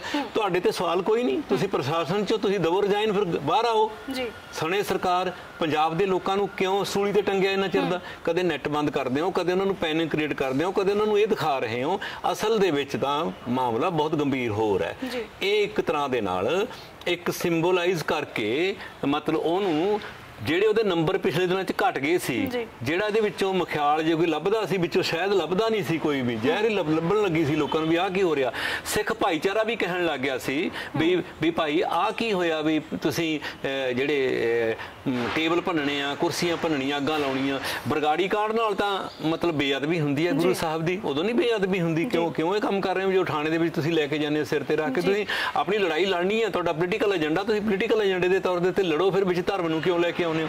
ਸੋ ਉਸ ਗੱਲ ਨੂੰ ਖਾਰਜ ਕਰਨ ਲਈ ਜਿਹੜੇ ਉਹਦੇ ਨੰਬਰ ਘਟੇ ਸੀ, ਇਸ ਮੌਕੇ ਚੱਲੇ ਕਾਰਤੂਸ ਵਰਗਾ ਬਣ ਚੱਲਿਆ ਸੀ ਅੰਮ੍ਰਿਤਪਾਲ, ਤਾਂ ਉਸ ਮੌਕੇ ਸਰਕਾਰ ਨੇ ਸਗੋਂ ਉਹਦੇ ਉਸ ਬੈਲੂਨ 'ਚ, ਉਸ ਗੁਬਾਰੇ ਦੇ ਵਿੱਚ ਹਵਾ ਭਰਨ ਦਾ ਯਤਨ ਕੀਤਾ, ਉਹਨੂੰ ਬਿਲਡ ਕੀਤਾ, ਉਹਨੂੰ ਖਲਨਾਇਕ ਬਣਾਇਆ, ਬੱਚੇ ਦਾ ਧਿਆਨ ਖਿੱਚਿਆ ਕਿ ਅੰਮ੍ਰਿਤਪਾਲ ਕੀ ਚੀਜ਼ ਆ, ਇਸ ਤਰ੍ਹਾਂ ਦੇ ਨਾਲ ਇੱਕ ਬਿਲਡ ਕੀਤਾ। ਸੋ ਇਹਦੀ ਵਰਤੋਂ ਅੱਗੇ ਵੀ ਸਾਨੂੰ ਤਾਂ ਇਹ ਲੱਗਦਾ ਵਰਤੋਂ ਕਰਨਗੇ, ਆਪਣੀ ਪੋਲਿਟਿਕਸ ਦੇ ਵਿੱਚ, ਰਾਜਨੀਤੀ ਵਿੱਚ ਵਰਤੋਂ ਕਰਨਗੇ ਆਉਣ ਵਾਲੇ ਸਮੇਂ ਦੇ, ਕਿਸੇ ਤਰ੍ਹਾਂ ਦੇ ਨਾਲ ਕਰਨ, ਚਾਹੇ ਸਪਰੈਸ ਕਰਕੇ, ਚਾਹੇ ਹਾਈਲਾਈਟ ਕਰਕੇ, ਕਈਆਂ ਨੂੰ ਕਿਸੇ ਵੀ ਤਰੀਕੇ ਦੇ ਨਾਲ। ਸੋ ਇਸ ਕਰਕੇ ਇਹ ਜਿਹੜਾ ਸਿਨੈਰੀਓ ਚੱਲ ਰਿਹਾ, ਇਸ ਸਿਨੈਰੀਓ ਦੇ ਵਿੱਚ ਬਹੁਤ ਮਹੱਤਵਪੂਰਨ ਗੱਲ ਇਹੀ ਹੈ ਕਿ ਲੋਕਾਂ ਦੇ ਚਿੰਤਨ ਦੇ ਵਿੱਚ ਇੱਕ ਤੀਸਰਾ ਚਿੰਤਨ ਉੱਠ ਰਿਹਾ ਕਿ ਲੋਕ ਖੁਦ ਵੀ ਆਪਣੀ ਸੋਚ ਬਣਾ ਰਹੇ ਨੇ। ਤੁਸੀਂ ਆਮ ਲੋਕਾਂ ਨੂੰ ਬਿਲਕੁਲ ਪਬਲਿਕ ਡੀਲਿੰਗ ਕਰਕੇ ਦੇਖੋ, ਤੁਸੀਂ ਆਮ ਲੋਕ ਵੀ ਤੁਹਾਨੂੰ ਦੱਸਣਗੇ ਵੀ ਇਹ ਖੇਡ ਜਿਹੜੀ ਸਰਕਾਰ ਦੀ ਆਪਣੇ ਤੌਰ ਦੇ ਉੱਤੇ ਖੇਡਾਂ ਚੱਲ ਰਹੀਆਂ। ਸੋ ਇਸ ਕਰਕੇ ਪ੍ਰਸ਼ਾਸਨ ਨੂੰ, ਸਿਸਟਮ ਨੂੰ ਚਾਹੀਦਾ ਹੈ ਕਿ ਜੋ ਵੀ ਰਿਐਲਿਟੀ ਹੈ ਉਹ ਲੋਕਾਂ ਦੇ ਸਾਹਮਣੇ ਲੈ ਕੇ ਆਉਣ। ਇੰਨੇ ਦਿਨ ਦਾ ਤਾਂ ਕੋਈ ਮਸਲਾ ਨਹੀਂ ਸੀਗਾ, ਹੈ ਨਾ, ਵੀ ਉਹ ਫੜਿਆ ਨਾ ਜਾ ਸਕੇ। ਤੇ ਇਸ ਕਰਕੇ ਸੋ ਅਸੀਂ ਤਾਂ ਆਪਣੇ ਵੱਲੋਂ ਪੰਜਾਬ ਲੋਕ ਸੱਭਿਆਚਾਰਕ ਮੰਚ ਵੱਲੋਂ ਇਹੀ ਗੱਲ ਕਹਿਣੀ ਚਾਹਾਂਗੇ ਕਿ ਇਸ ਤਰੀਕੇ ਦੇ ਨਾਲ ਜਦੋਂ ਜਿਨ੍ਹਾਂ ਦੇ ਕੋਲੇ ਆਪਣੇ ਕੋਈ ਲੋਕਾਂ ਨੂੰ ਦੇਣ ਲਈ ਮਸਲੇ ਨਹੀਂ ਆ, ਏਜੰਡੇ ਨਹੀਂ ਹੈਗੇ, ਤਾਂ ਉਸ ਮੌਕੇ ਨਵਾਂ ਏਜੰਡਾ ਕ੍ਰੀਏਟ ਕਰਕੇ, ਉਹਨੂੰ ਰੰਗ ਰੋਗਨ ਕਰਕੇ, ਪਾਲਿਸ਼ ਕਰਕੇ, ਆਪਣੀ ਕਿਸਮ ਦੀ ਜਿਹੜੀ ਹੈਗੀ ਆ ਉਹਨੂੰ ਇੱਕ ਜਿਹੜੀ ਹੈਗੀ ਆ ਸਿਰਜਣਾ ਕੀਤੀ, ਆਪਣੀ ਕਿਸਮ ਦੀ ਪੇਂਟ ਜਿਹੜੀ ਆ ਪਾਲਿਸ਼ ਕਰਕੇ ਚੀਜ਼ ਨੂੰ ਬਿਲਡ ਕੀਤਾ ਜਾ ਰਿਹਾ। ਔਰ ਇਹ ਤੋਂ ਪੰਜਾਬ ਵਾਸੀਆਂ ਨੂੰ ਬਹੁਤ ਜ਼ਿਆਦਾ ਖਬਰਦਾਰ ਰਹਿਣ ਦੀ ਲੋੜ ਆ। ਪੰਜਾਬ ਵਾਸੀਆਂ ਨੂੰ ਆਪਣੇ ਨਾਇਕਾਂ ਤੇ ਖਲਨਾਇਕਾਂ 'ਚ, ਆਪਣਿਆਂ ਤੇ ਬੇਗਾਨਿਆਂ 'ਚ ਨਿਰਖ ਪਰਖ ਕਰਨੀ ਆਈ ਹੈ। ਪੰਜਾਬ ਨੇ 47 ਵੀ ਝੱਲਿਆ, ਉਹ ਜ਼ਖਮ ਵੀ ਅਜੇ ਰਿਸਦਾ ਹੈ। ਪੰਜਾਬ ਨੇ 84 ਵੀ ਝੱਲਿਆ। ਨਵੀਂ ਜਿਹੜੀ ਜਨਰੇਸ਼ਨ ਆਈ ਆ, ਖਾਸ ਕਰਕੇ ਜਿਹੜੀ ਯੂਥ ਹੈ ਜਿਹਦਾ ਜਨਮ ਹੀ ਬਹੁਤ ਬਾਅਦ ਦਾ, ਉਹਨੂੰ ਇਹ ਗੱਲ ਬਹੁਤ ਸਮਝਣ ਦੀ ਲੋੜ ਹੈ ਕਿ ਪੰਜਾਬ ਦੀ ਧਰਤੀ ਦੇ ਉੱਤੇ ਇੱਕ ਫਿਰਕੇ ਨੂੰ ਨਿਸ਼ਾਨਾ ਬਣਾ ਕੇ ਉਹਦਾ ਜਿਹੜਾ ਹੈ ਕਤਲੇਆਮ ਕੀਤਾ ਗਿਆ ਸੀ ਤੇ ਇਸੇ ਤਰੀਕੇ ਦੇ ਨਾਲ ਸਿੱਖ ਭਾਈਚਾਰੇ ਦੇ ਨੌਜਵਾਨਾਂ ਨੂੰ ਗ੍ਰਿਫਤਾਰ ਕਰਕੇ ਝੂਠੇ ਪੁਲਿਸ ਮੁਕਾਬਲੇ ਬਣਾ ਕੇ ਉਹਨਾਂ ਦੇ ਕਤਲ ਕੀਤੇ ਗਏ ਸੀਗੇ ਤੇ ਪੰਜਾਬ ਦੇ ਵਿੱਚ ਸਿੱਖ ਭਾਈਚਾਰੇ ਲਈ ਵੀ ਹਿੰਦੂ ਭਾਈਚਾਰੇ ਲਈ ਵੀ ਸਭਨਾ ਭਾਈਚਾਰਿਆਂ ਲਈ ਇਹ ਖਤਰੇ ਦਾ ਅਲਾਰਮ ਹੈ। ਇਸ ਅਲਾਰਮ ਤੋਂ ਸਾਰੀਆਂ ਹੀ ਕਮਿਊਨਿਟੀਆਂ ਨੂੰ, ਸਾਰੇ ਭਾਈਚਾਰਿਆਂ ਨੂੰ, ਸਿੱਖਾਂ ਨੂੰ, ਹਿੰਦੂਆਂ ਨੂੰ, ਮੁਸਲਮਾਨਾਂ ਨੂੰ ਤੇ ਸਾਰੇ ਤਬਕਿਆਂ ਨੂੰ, ਬੁੱਧੀਜੀਵੀਆਂ, ਲੇਖਕਾਂ, ਜਿਹੜੀਆਂ ਨੇ ਕਲਮਕਾਰਾਂ ਨੂੰ, ਪੱਤਰਕਾਰਾਂ ਨੂੰ, ਵਿਦਵਾਨਾਂ ਨੂੰ, ਆਮ ਲੋਕਾਂ ਨੂੰ ਇਕਜੁੱਟ ਹੋ ਕੇ ਕਹਿਣਾ ਚਾਹੀਦਾ ਕਿ ਪੰਜਾਬ ਦੇ ਲੋਕਾਂ ਦਾ, ਪੰਜਾਬ ਨੂੰ ਅੱਗ ਲਾਉਣ ਵਾਲੀ ਕੋਈ ਵੀ ਜਿਹੜੀ ਕੋਸ਼ਿਸ਼ ਆ ਇਹਦੇ ਅਸੀਂ ਖਿਲਾਫ ਖੜੇ ਹਾਂ। ਔਰ ਪੰਜਾਬ ਦੇ ਵਿੱਚ ਜਿਹੜੇ ਮੁੱਦੇ ਨੇ ਅਸਲ 'ਚ ਉਹ ਸਭਨਾਂ ਲੋਕਾਂ ਦੇ ਨੇ। ਜਿਹੜੀ ਮਹਿੰਗਾਈ ਆ ਉਹ ਕਿਸੇ ਵੱਖਰੇ ਧਰਮ ਦੀ ਨਹੀਂ ਹੈ, ਸਾਰੇ ਲੋਕਾਂ ਦੀ ਮਹਿੰਗਾਈ ਆ, ਵਾਸਤੇ ਮਹਿੰਗਾਈ ਆ। ਇਸ ਲਈ ਉਹ ਸਾਂਝੇ ਮੁੱਦਿਆਂ ਦੇ ਉੱਤੇ ਫੋਕਸ ਕੀਤਾ ਜਾਵੇ। ਔਰ ਅਖੀਰ ਦੇ ਵਿੱਚ ਇਹੀ ਕਹਿਣਾ ਚਾਹਾਂਗੇ ਕਿ ਭਗਤ ਸਿੰਘ ਦਾ ਜਿਹੜਾ ਸੁਪਨਾ ਹੈ ਉਹ ਭਗਤ ਸਿੰਘ ਦੇ ਸੁਪਨੇ ਨੂੰ ਹੀ ਬਿਲਡ ਕਰਨ ਦੀ ਲੋੜ ਹੈ। ਉਹਨਾਂ ਨੇ ਕਿਹਾ ਸੀ ਕਿ ਜਿਹੜੇ ਅਸੀਂ ਰਹੀਏ ਜਾਂ ਨਾ ਰਹੀਏ, ਬੜੀ ਖੂਬਸੂਰਤ ਤਰੀਕੇ ਨਾਲ ਅੰਦਾਜ਼ ਭਗਤ ਸਿੰਘ ਨੇ ਕਿਹਾ ਸੀ। ਤੇ ਇਹ ਸਾਰੇ ਦੌਰ ਦੇ ਵਿੱਚ ਜਿੰਨੇ ਬੱਦਲ ਗਰਜਦੇ ਨੇ, ਜਿੰਨੇ ਭੁਚਾਲ ਝਟਕੇ ਆ ਰਹੇ ਨੇ, ਜਿੰਨਾ ਸਿਨੈਰੀਓ ਬਲੈਕ ਕੀਤਾ ਜਾ ਰਿਹਾ, ਇਹਦੇ ਵਿੱਚ ਭਗਤ ਸਿੰਘ ਦਾ ਇਹ ਸੁਨੇਹਾ ਨੌਜਵਾਨ ਪੀੜ੍ਹੀ ਨੂੰ ਸਮਝਣ ਦੀ ਲੋੜ ਹੈ ਜਿਹੜਾ ਉਹਨਾਂ ਨੇ ਅਖੀਰ 'ਚ ਦਿੱਤਾ ਸੀ ਕਿ ਹਵਾ ਮੇਂ ਰਹੇਗੀ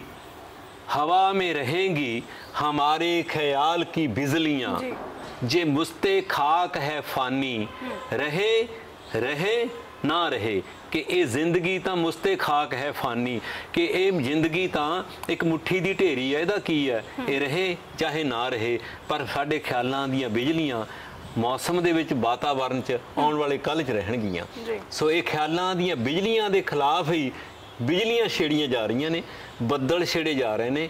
ਇਹਨਾਂ ਦੇ ਉੱਤੇ ਝੱਖੜ ਚਲਾਉਣ ਦਾ ਯਤਨ ਹੈ, ਗੜੇਮਾਰੀ ਕਰਨ ਦਾ ਯਤਨ ਹੈ ਕਿ ਤਾਂ ਜੋ ਭਗਤ ਸਿੰਘ ਵਾਲੀ ਜਿਹੜੀ ਫਸਲ ਹੈ ਉਹ ਉੱਗ ਕੇ ਨਦੀਨ ਨੂੰ ਨਾ ਖਤਮ ਕਰ ਦੇਵੇ, ਜਿਹੜਾ ਨਦੀਨ ਹੈ। ਤਾਂ ਇਸ ਕਰਕੇ ਇਸ ਸਮੇਂ ਨੌਜਵਾਨ ਪੀੜ੍ਹੀ ਅਵश्य ਹੀ ਅੱਗੇ ਆਊਗੀ ਮੈਦਾਨ 'ਚ ਤੇ ਹਰ ਹਾਲਤ ਪੰਜਾਬ ਭਗਤ ਸਿੰਘ ਦੇ ਸੁਪਨਿਆਂ ਦਾ ਇਹ ਮੁਲਕ ਬਣੇਗਾ। ਇਹ ਗੱਲ ਜਿਹੜੀ ਹੈ ਪੂਰੀ ਯਕੀਨ ਨਾਲ ਕਹੀ ਜਾ ਸਕਦੀ ਹੈ। ਜੀ, ਭਾਈ ਅੰਮ੍ਰਿਤਪਾਲ ਸਿੰਘ ਨੇ ਗੱਲ ਕੀਤੀ ਸੀ ਵੀ ਖਾਲਿਸਤਾਨ ਦੀ ਮੰਗ ਕਰ ਰਹੇ ਨੇ, ਸਾਰੇ ਇਕਜੁੱਟ ਹੋ ਕੇ ਖਾਲਿਸਤਾਨ ਦੀ ਮੰਗ ਕਰੋ ਜੀ। ਬਹੁਤ ਲੰਬੇ ਸਮੇਂ ਤੋਂ ਇਹਦੀ ਦੌੜ ਲੱਗੀ ਹੋਈ ਹੈ ਕਿ ਖਾਲਿਸਤਾਨ ਚਾਹੀਦਾ ਜੀ। ਪੰਜਾਬ ਦੇ ਵਿੱਚੋਂ ਮੰਗ ਕਰ ਰਹੇ ਨੇ ਜੀ। ਅੱਧਾ ਪੰਜਾਬ ਤੇ ਪਹਿਲਾਂ ਹੀ ਪਾਕਿਸਤਾਨ 'ਚ ਜੀ। ਹਰ ਧਰਮ ਦੇ ਲੋਕ ਪੰਜਾਬ ਦੇ ਵਿੱਚ ਰਹਿੰਦੇ ਨੇ, ਜੇ ਉਹਦੇ ਚੋਂ ਵੀ ਖਾਲਿਸਤਾਨ ਕੱਢ ਲਿਆ ਜਾਏ ਜੀ, ਸਿੱਖ ਵੱਖਰੇ ਕਰ ਦਿੱਤੇ ਜਾਣ ਜੀ, ਜਦ ਕਿ ਬਹੁਤ ਸਾਰੇ ਸਿੱਖ ਅਜਿਹੇ ਵੀ ਨੇ ਜੋ ਇਸ ਚੀਜ਼ ਦੇ ਖਿਲਾਫ ਨੇ ਕਿ ਅਸੀਂ ਖਾਲਿਸਤਾਨ ਦੇ ਖਿਲਾਫ ਹਾਂ ਜੀ, ਪਰ ਉਹਨਾਂ ਦੀ ਮੰਗ ਹੈ ਕਿ ਅਸੀਂ ਖਾਲਿਸਤਾਨ ਬਣਾਉਣਾ ਜੀ। ਕਿੰਨੇ ਲੋਕ ਰਹਿ ਜਾਣਗੇ ਫਿਰ ਪੰਜਾਬ ਦੇ ਵਿੱਚ? ਫਿਰ ਪੰਜਾਬ ਹੀ ਨਹੀਂ ਰਹੇਗਾ। ਨਹੀਂ, ਅਸਲ ਸਗਨ ਜੀ ਗੱਲ ਕੀ ਹੈ ਕਿ ਦੇਖਣ ਨੂੰ ਕਈ ਵਾਰੀ ਦੋ ਚੀਜ਼ਾਂ, ਦੋ ਆਪੋਨੈਂਟ ਪੋਲ ਲੱਗਦੇ ਨੇ, ਦੋ ਆਪੋਜਿਟ ਪਿੱਲਰ ਲੱਗਦੇ ਨੇ, ਚੀਜ਼ ਪਿੱਲਰ ਇੱਕ ਹੈ। ਪਿੱਲਰ ਕੀ ਹੈ ਕਿ ਜੇਕਰ ਮੁਲਕ ਦੇ ਅੰਦਰ ਤੇ ਪੰਜਾਬ ਦੇ ਅੰਦਰ ਹਿੰਦੂਤਵ ਦੇ ਏਜੰਡੇ ਨੂੰ ਬਿਲਡ ਕਰਕੇ ਲੈ ਕੇ ਆਉਣਾ, ਜੇ ਪੰਜਾਬ ਦੇ ਵਿੱਚ ਹਿੰਦੂ ਜਿਹੜੀ ਫਿਰਕਾ ਪ੍ਰਸਤੀ ਵਾਲੀਆਂ ਜਥੇਬੰਦੀਆਂ ਨੂੰ ਥਾਪੀ ਦੇਣੀ ਆ ਤਾਂ ਉਹਦੇ ਵਾਸਤੇ ਸਾਹਮਣੇ ਵੀ ਤਾਂ ਕੋਈ ਚਾਹੀਦਾ ਨਾ। ਤੇ ਪੰਜਾਬ 'ਚ ਸਾਹਮਣੇ ਕੋਈ ਇਸ ਤਰ੍ਹਾਂ ਦੇ ਨਾਲ ਗੱਲ ਨਹੀਂ ਕਰ ਰਿਹਾ, ਪੰਜਾਬ ਤਾਂ ਮਿਲ ਕੇ ਰਹਿਣਾ ਚਾਹੁੰਦਾ। ਸੋ ਇਸ ਕਰਕੇ ਇਸ ਨਰੇਸ਼ਨ ਦੇ ਵਿੱਚ ਉਹ ਕਹਿਣਗੇ ਨਾ ਵੀ ਭਾਈ ਇਹ ਖਾਲਿਸਤਾਨ ਮੰਗਦਾ, ਅਸੀਂ ਸਾਡਾ ਕੀ ਮਾੜਾ, ਫਿਰ ਅਸੀਂ ਕਹਿੰਦੇ ਹਾਂ ਸਾਰਾ ਦੇਸ਼ ਹਿੰਦੂ ਰਾਸ਼ਟਰ ਬਣਨਾ ਚਾਹੀਦਾ। ਜਿਹੜਾ ਅਸਲ 'ਚ ਏਜੰਡਾ ਭਾਜਪਾ ਦਾ, RSS ਦਾ ਜਿਹੜਾ ਏਜੰਡਾ ਹੈ ਪੂਰੇ ਮੁਲਕ ਦੇ ਵਿੱਚ ਲਾਗੂ ਕਰਨ ਦਾ, ਉਹ 'ਚ ਜੇ ਅਲੱਗ-ਅਲੱਗ ਖਿੱਤਿਆਂ ਦੇ ਵਿੱਚ ਅਲੱਗ-ਅਲੱਗ ਧਰਮਾਂ ਦੇ ਅਲੱਗ-ਅਲੱਗ ਬੋਲੀਆਂ ਦੇ ਲੋਕਾਂ ਨੂੰ ਜਿਹੜਾ ਇਸ ਤਰ੍ਹਾਂ ਵਾਇਲੈਂਟਡ ਕੀਤਾ ਜਾਊਗਾ, ਉਹਨਾਂ ਦੇ ਵਿੱਚ ਹਿੰਸਕ ਪ੍ਰਵਿਰਤੀ ਲਿਆ ਕੇ ਉਹਨਾਂ ਦੀ ਮਾਹੌਲ ਸਿਰਜਿਆ ਜਾਊਗਾ, ਉਹਦੇ ਵਿੱਚ ਉਹਨਾਂ ਦੇ ਏਜੰਡਾ ਫਿੱਟ ਆਉਂਦਾ ਹੈ। ਉਸ ਏਜੰਡੇ ਨੂੰ ਫਿੱਟ ਕਰਨ ਵਾਸਤੇ ਚਾਹੇ ਉਹਨਾਂ CRP ਲਾਉਣੀ ਆ, ਗਵਰਨਰੀ ਰਾਜ ਲਾਉਣਾ, ਪੰਜਾਬ ਨੂੰ ਕਾਬੂ ਕਰਨਾ, ਪੰਜਾਬ ਦੇ ਵਿੱਚ ਕੇਂਦਰ ਨੇ ਸਿੱਧਾ ਹੱਥ ਪਾਉਣਾ ਆਪਣਾ, ਤਾਂ ਇਸ ਕਿਸੇ ਗੱਲ ਨਾਲ ਹੀ ਪਾਊਗਾ ਨਾ ਕਿ ਇਹੋ ਜਿਹਾ ਮਾਹੌਲ ਬਣ ਗਿਆ ਪੰਜਾਬ ਦਾ, ਹੁਣ ਕੀ ਕਰਿਆ ਜਾਵੇ, ਹੁਣ ਤਾਂ ਫਿਰ ਇਹੀ ਕਰਨਾ ਪਊਗਾ। ਸੋ ਇਹ ਮਾਹੌਲ ਸਿਰਜਿਆ ਰਿਹਾ। ਇਹ ਅੰਮ੍ਰਿਤਪਾਲ ਜਿਹੜੀ ਗੱਲ ਕਰ ਰਿਹਾ ਹੈ ਤਾਂ ਇਹ ਗੱਲ ਕੱਲ ਨੂੰ ਕੋਈ ਮੁਸਲਿਮ ਲੀਗ ਕਹੂਗੀ ਅਸੀਂ ਮੁਸਲਮਾਨਾਂ ਦਾ ਤਬਕਾ ਲੈਣਾ, ਕੋਈ ਦਲਿਤ ਕਹਿਣਗੇ ਆ ਵੀ ਰਹੀਆਂ ਵਜ੍ਹਾ ਅਸੀਂ ਦਲਿਤਸਤਾਨ ਵੱਖਰਾ ਬਣਾਉਣਾ, ਕੋਈ ਕਹੂਗਾ ਸਿੱਖਸਤਾਨ ਵੱਖਰਾ ਬਣਾਉਣਾ ਅਸੀਂ।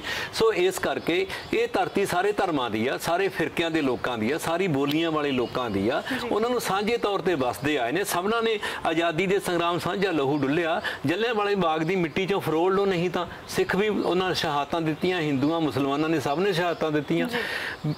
ਜਿਹੜਾ ਦਰਬਾਰ ਸਾਹਿਬ ਆ ਉਹਦੀ ਨੀਂਹ ਮੀਆਂ ਮੀਰ ਰੱਖਦਾ ਹੈ ਨਾ। ਤੋ ਇਸ ਕਰਕੇ ਜੇ ਹਿੰਦੂਆਂ ਦੇ ਉੱਤੇ ਅਟੈਕ ਹੁੰਦੇ ਤੇ ਗੁਰੂ ਤੇਗ ਬਹਾਦਰ ਜੀ ਜਾ ਕੇ ਸੀਸ ਵਾਰਦੇ ਨੇ। ਸੋ ਇਸ ਕਰਕੇ ਜਿਹੜਾ ਗੇਮ 1984 ਦੇ ਦੌਰ ਚੱਲੀ, ਜਿਨ੍ਹਾਂ ਨੇ ਦਿੱਲੀ ਨੇ ਜਿਹੜਾ 84 ਦੇਖਿਆ, ਵੱਖ-ਵੱਖ ਪੰਜਾਬ ਦੇ ਸੂਬਿਆਂ ਨੇ ਜਿਹੜਾ ਦਿੱਲੀ ਦੇਖਿਆ, ਜਿਹੜੀਆਂ ਮਾਵਾਂ ਦੇ ਪੁੱਤ ਝੂਠੇ ਮੁਕਾਬਲਿਆਂ 'ਚ ਪੰਜਾਬ 'ਚ ਗੱਭਰੂ ਮਾਰ ਦਿੱਤੇ ਗਏ, ਮਾਝੇ 'ਚ ਹੁਣ ਤੱਕ ਕਿਸੇ ਗੱਭਰੂ ਦੀ ਬਰਾਤ ਨਹੀਂ ਸੀ ਚੜ੍ਹਦੀ, ਖਤਮ ਕਰ ਦਿੱਤੇ ਗਏ। ਸੋ ਇਹ ਮਾਹੌਲ ਸਿਰਜਣਾ ਚਾਹੁੰਦੇ ਆ। ਇਹ ਮਾਹੌਲ ਸਿਰਜ ਕੇ ਸਭ ਤੋਂ ਮਹੱਤਵਪੂਰਨ ਗੱਲ ਇਹ ਆ ਵੀ ਜਦੋਂ ਇਸ ਆੜ 'ਚ ਹੱਥ ਉੱਪਰ ਹੋ ਗਿਆ ਹਕੂਮਤ ਦਾ, ਅਸਲ ਦੇ ਵਿੱਚ ਤਾਂ ਕਿਸਾਨਾਂ ਦੀ ਜਥੇਬੰਦੀਆਂ ਨੂੰ ਪੈਣਾ, ਅਸਲ ਦੇ ਵਿੱਚ ਤਾਂ ਮਜ਼ਦੂਰਾਂ ਦੀਆਂ ਜਥੇਬੰਦੀਆਂ ਨੂੰ ਪੈਣਾ, ਅਸਲ ਦੇ ਵਿੱਚ ਵਿਦਿਆਰਥੀ ਲਹਿਰ ਜਿਹੜੀ ਉੱਠ ਰਹੀ ਹੈ ਪੰਜਾਬ 'ਚ ਉਹਦੀ ਸੰਘੀ ਨੱਪਣੀ ਆ। ਇਸ ਆੜ 'ਚ ਲੋਕਾਂ ਨੂੰ ਇਹ ਦਿਖਾਉਣਾ ਵੀ ਦੇਖੋ ਭਾਈ, ਜੇ ਭਾਈ ਅੰਮ੍ਰਿਤਪਾਲ ਵਰਗਿਆਂ ਨੂੰ ਤੇ ਜੇ ਅਸੀਂ ਇਹੋ ਜਿਹੀਆਂ ਸਿੱਖ ਜਥੇਬੰਦੀਆਂ ਕਹਾਉਂਦੀਆਂ ਨੇ, ਜੇ ਉਹਨਾਂ ਨੂੰ ਕਾਬੂ ਕਰ ਲਿਆ ਤਾਂ ਸੰਯੁਕਤ ਮੋਰਚੇ ਵਾਲੇ ਕਿਹੜੇ ਬਾਗ ਦੀ ਮੂਲੀ ਨੇ, ਕਿਸਾਨ ਜਥੇਬੰਦੀਆਂ ਕਿਹੜੇ ਬਾਗ ਦੀ ਮੂਲੀ ਨੇ, ਜਿਹੜੇ ਚੌਥੇ ਦਿਨ ਮੰਡੀਆਂ 'ਚ ਆ ਜਾਂਦੇ ਨੇ, ਚੌਥੇ ਦਿਨ ਰੇਲਵੇ ਲਾਈਨਾਂ ਬੰਦ ਕਰਦੇ ਨੇ, ਬੱਸਾਂ ਘੇਰ ਲੈਂਦੇ ਨੇ, ਟੋਲ ਪਲਾਜੇ ਘੇਰ ਲੈਂਦੇ ਨੇ, ਤੇ ਜਿਹੜੇ ਵੱਡੇ ਵੱਡੇ ਅਡਾਨੀ ਅਬਾਨੀ ਦੇ ਸੈਲੋ ਨੇ ਉਹਨਾਂ ਨੂੰ ਘੇਰ ਲੈਂਦੇ ਨੇ। ਅਸਲ ਦੇ ਵਿੱਚ ਇਹ ਨਾ ਮਤਲਬ ਇਹ ਕੁਕੜੀ ਦੇ ਕੁੜਕੁੜ ਕਿਤੇ ਤੇ ਆਂਡੇ ਕਿਤੇ, ਇਹ ਮਾਹੌਲ ਹੈ। ਇਸ ਕਰਕੇ ਅਸਲ ਦੇ ਵਿੱਚ ਤਾਂ ਪੰਜਾਬ ਦੀ ਵਿਗਿਆਨਕ, ਇਨਕਲਾਬੀ, ਜਮਹੂਰੀ, ਸੈਕੂਲਰ ਜਿਹੜੀ ਸੋਚ ਹੈ ਤੇ ਉਹਦੀ ਜਿਹੜੀ ਲਹਿਰ ਆ, ਉਸ ਲਹਿਰ ਤੋਂ ਸਭ ਤੋਂ ਵੱਡਾ ਖਤਰਾ, ਉਸ ਲਹਿਰ ਨੂੰ ਹੱਥ ਪਾਉਣ ਦਾ ਮੌਕਾ ਨਹੀਂ ਮਿਲ ਰਿਹਾ। ਉਹ ਲਹਿਰ ਜਿਹੜੀ ਹੈ ਸਾਰੇ ਧਰਮਾਂ ਨੂੰ, ਸਾਰੇ ਫਿਰਕਿਆਂ ਨੂੰ ਨਾਲ ਲੈ ਕੇ ਚੱਲਦੀ ਆ, ਆਪਣੇ ਵਿਰਸੇ ਨੂੰ ਨਾਲ ਲੈ ਕੇ ਚੱਲਦੀ, ਇਤਿਹਾਸ ਨੂੰ ਨਾਲ ਲੈ ਕੇ ਚੱਲਦੀ, ਕੋਈ ਹਿੰਸਕ ਕਾਰਵਾਈ ਨਹੀਂ ਕਰਦੀ, ਕੋਈ ਭੰਨ ਤੋੜ ਨਹੀਂ ਕਰਦੀ। ਉਹ ਆਪਣੇ ਤਰੀਕੇ ਨਾਲ ਲੋਕਾਂ ਤੇ ਟੇਕ ਰੱਖ ਕੇ ਉਹ ਕਹਿੰਦੇ ਆ ਕਿ ਲੋਕ ਹੀ ਇਤਿਹਾਸ ਦੇ ਸਿਰਜਣਹਾਰੇ ਹੁੰਦੇ ਆ। ਅਸਲ 'ਚ ਇਹ ਕੰਡਾ ਰੜਕਦਾ, ਇਹ ਕੰਡਾ ਕੱਢਣਾ ਚਾਹੁੰਦੇ ਆ ਇਸ ਸਿਨੈਰੀਓ 'ਚ। ਅਸਲ ਦੇ ਵਿੱਚ ਤਾਂ ਰੜਕ ਜਿਹੜੀ ਇਸ ਗੱਲ ਦੀ ਪੈਂਦੀ ਆ ਕਿ ਜਿਹੜੇ ਅੱਜ ਵੀ ਗਦਰੀ ਬਾਬਿਆਂ ਦੇ ਮੇਲੇ ਤੇ ਆਉਂਦੇ ਨੇ, ਜਿਹੜੇ ਅੱਜ ਵੀ ਪਲਸ ਮੰਚ ਦੀਆਂ ਸਟੇਜਾਂ ਹੋਣ ਤੇ ਉੱਥੇ ਹਜ਼ਾਰਾਂ ਦੀ ਤਾਦਾਦ 'ਚ ਕਾਫਲੇ ਬੰਨ ਕੇ ਆਉਂਦੇ ਆ, ਜਿਹੜੇ ਅੱਜ ਗੁਰਸ਼ਨ ਸਿੰਘ ਭਾਜੀ ਦੀ ਗੱਲ ਕਰਦੇ ਆ, ਔਲਖ ਸਾਹਿਬ ਦੀ ਗੱਲ ਕਰਦੇ ਆ, ਪਾਸ਼ ਤੇ ਉਦਾਸੀ ਦੀ ਗੱਲ ਕਰਦੇ ਆ, ਜਿਹੜਾ ਇਹ ਕਾਫਲਾ ਅਸਲ 'ਚ ਤਾਂ ਸਾਰੀ ਪੀੜ ਇਸ ਕਾਫਲੇ ਦੀ ਆ। ਪੰਜਾਬ 'ਚ ਮਾਹੌਲ ਸਿਰਜ ਕੇ ਅਸਲ 'ਚ ਹੱਥ ਤਾਂ ਉਸ ਕਾਫਲੇ ਨੂੰ ਪਾਉਣਾ।